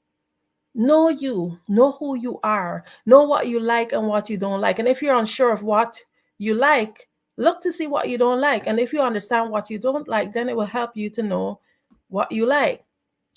So building self-esteem and self-confidence together, here are some strategies in which you can do. You can list your success. Remember when you were at your best and remind yourself how that felt. So in order to build your self-esteem and self-confidence, you can first of all list your success. Make a list of the things you appreciate about yourself. Remember, self-worth, self-love, and then dress up. You walk a little taller when you're wearing nice clothes. You deserve to feel good. There's no reason to wait for a job interview, a wedding, funeral, or whatever it is to feel good. I get up and I dress up because I understand the importance of dressing up and how it helps to build self-esteem and self-confidence. Also, live by your values. It's important to live by your code. What you feel good about, what you feel badly when you do the opposite. Understand these things. Also set small goals and achieve it, and give yourself an easy path to feeling good and enhancing your life. Like sometimes you can set easy goals so that you can feel the taste of success. That actually helps to propel you to do more. And remember, at the end of the day, when it comes to purpose, everything, our purpose lies within what we're doing for others. So one of the great things that we need to do is to be kinder towards others, not just yourself, but to others. Because if you're hard on others, likely you're hard on yourself, because we tend to be more harder on ourselves. So avoid saying negative things and always be a good listener. Believe you me, people see your kindness. And if you have sufficient self-esteem, self-confidence, and self-acceptance, then you will find that you're on your way to live an optimum life. You are already great, however you are, right? So there's no reason not to recognize it and treat yourself with admiration, with respect. That's what you deserve. Remember, get up every day and treat yourself like somebody you love. So here's a quote by Brené Brown. It says, "In my research, I've interviewed a lot of people who never fit in, who are what you might call different. Scientists, artists, thinkers. And if you drop down deep into their work and who they are, there's a tremendous amount of self-acceptance." So really and truly, we need to get to that place where we can find ourselves, examine ourselves, and be true to ourselves, like saying, hey, this is who I am. Accept what you did. Things that you find that you're not pleased with, just make a pact with yourself to change that so that you can reach to that state where you accept yourself unapologetically. So another way that you can actually help to improve your self-acceptance, and this is in closing down, is to use meditation. Meditation is actually a great tool because a lot of people are now doing it. They're now understanding the importance of it. Meditation and mindfulness is basically a rage right now. And though they've been around for a long time, they've now become really popular, and even the scientific world is getting involved. In fact, a quick search on your favorite search engine will demonstrate just how interested the world is in this topic. While meditation accomplishes a lot of stuff, right now I'm focusing a little bit on the self-acceptance, and here's just a way that you can use some tips. So meditation is a powerful method of stripping away the garbage that stands in the way of realizing the truth, because it allows us to clear our mind. It allows us to reflect on our thoughts. It also provides an emotional control, because when your emotions are appropriate, it's easier to accept yourself. It says, when you are discontent, you always want more. Your desire can never be satisfied when you practice, but when you practice contentment, you can say to yourself, yes, I already have everything that I really need. So here are some tips. You can create a daily schedule, because it's much better to meditate each day for a few minutes. You can start with 5 minutes. And as you grow and you do it more and you master the techniques, you can increase it. Ideally, though, like 20 minutes a day is perfect. And avoid making the mistake of falling into a schedule that is not consistent. So maybe you can say, hey, maybe I can do this every time I get up, the first 15 minutes or 20 minutes after I get up, even if it means setting aside an earlier time to get up so that you can meditate. Another important thing to do, a tip, is to find a comfortable spot. For me, I meditate in my closet most of the time. You don't need much, a quiet spot where you know you will not be disturbed. And of course, a great seat somewhere where you can be comfortable. You can do it laying down, but that's if you know you can stay awake, because meditation is so peaceful, you can't easily fall asleep. So I would recommend sitting up. Then start small, like a 5 to 10 minute start, and then grow to 20 minutes. Also, meditation is a relationship with yourself. So be nice to yourself. about your self-acceptance, and be compassionate about yourself. Focus on breathing. That's another tip. Feel the air moving in and out of your body. Relax your shoulder.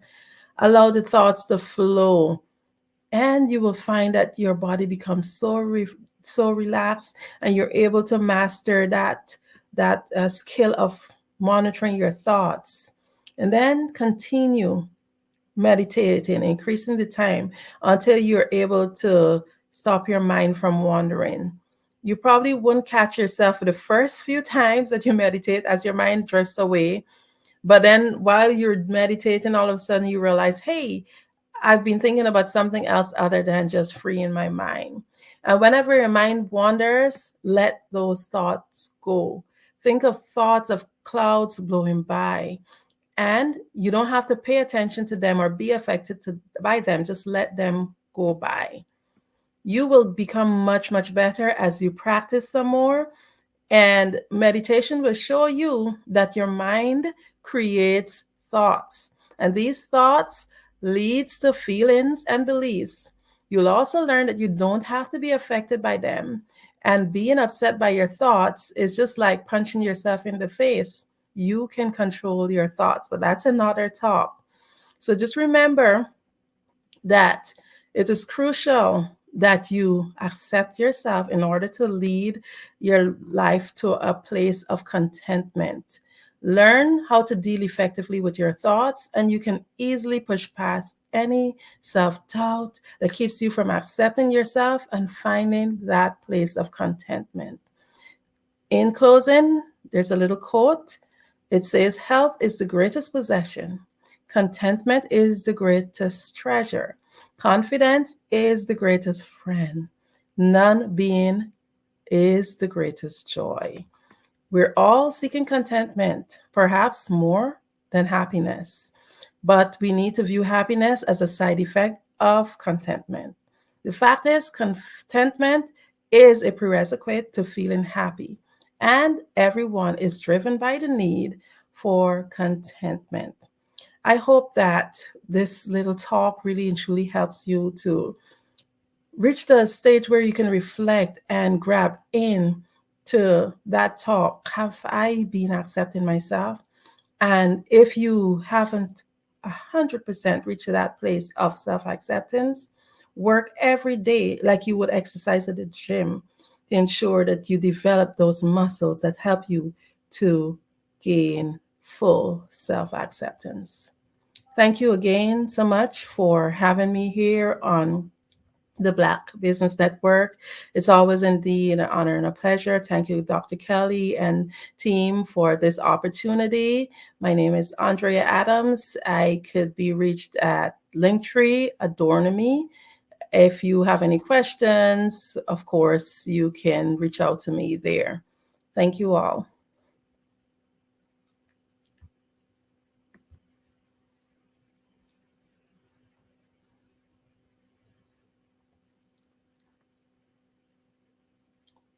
I can't hear you, Grant. Thank you so much, Grant. So sorry about that. I was on mute on there for a minute. And I was telling you, first of all, thank you so much. You're building confidence in people. And you are just a wonderful orator. I love your books that you've got out there. That was the other thing. Can they find these books on Amazon, Barnes & Noble? Are they readily available?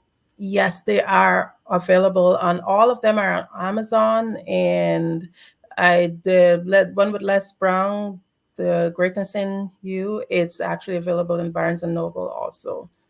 Yes. Excellent, excellent. And one more time, I know you gave us your Linktree. What is the best way to contact you? Linktree. So it's Linktree/Adornami, ADORNAMI.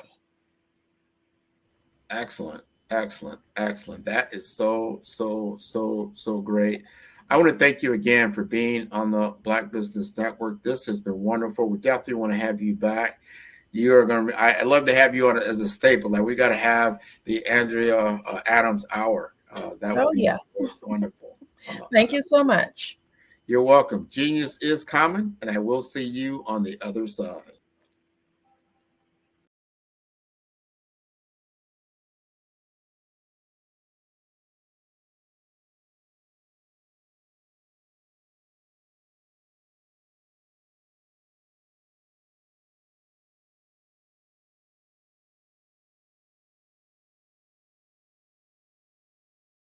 Sometimes you got to hear the news from the Black perspective, and more specifically, Black publishers. And that's exactly why you have to download the HeyTie app, the largest mobile app delivering breaking news, videos, and podcasts from 200 of your favorite Black publishers. Yes, 200 Black publishers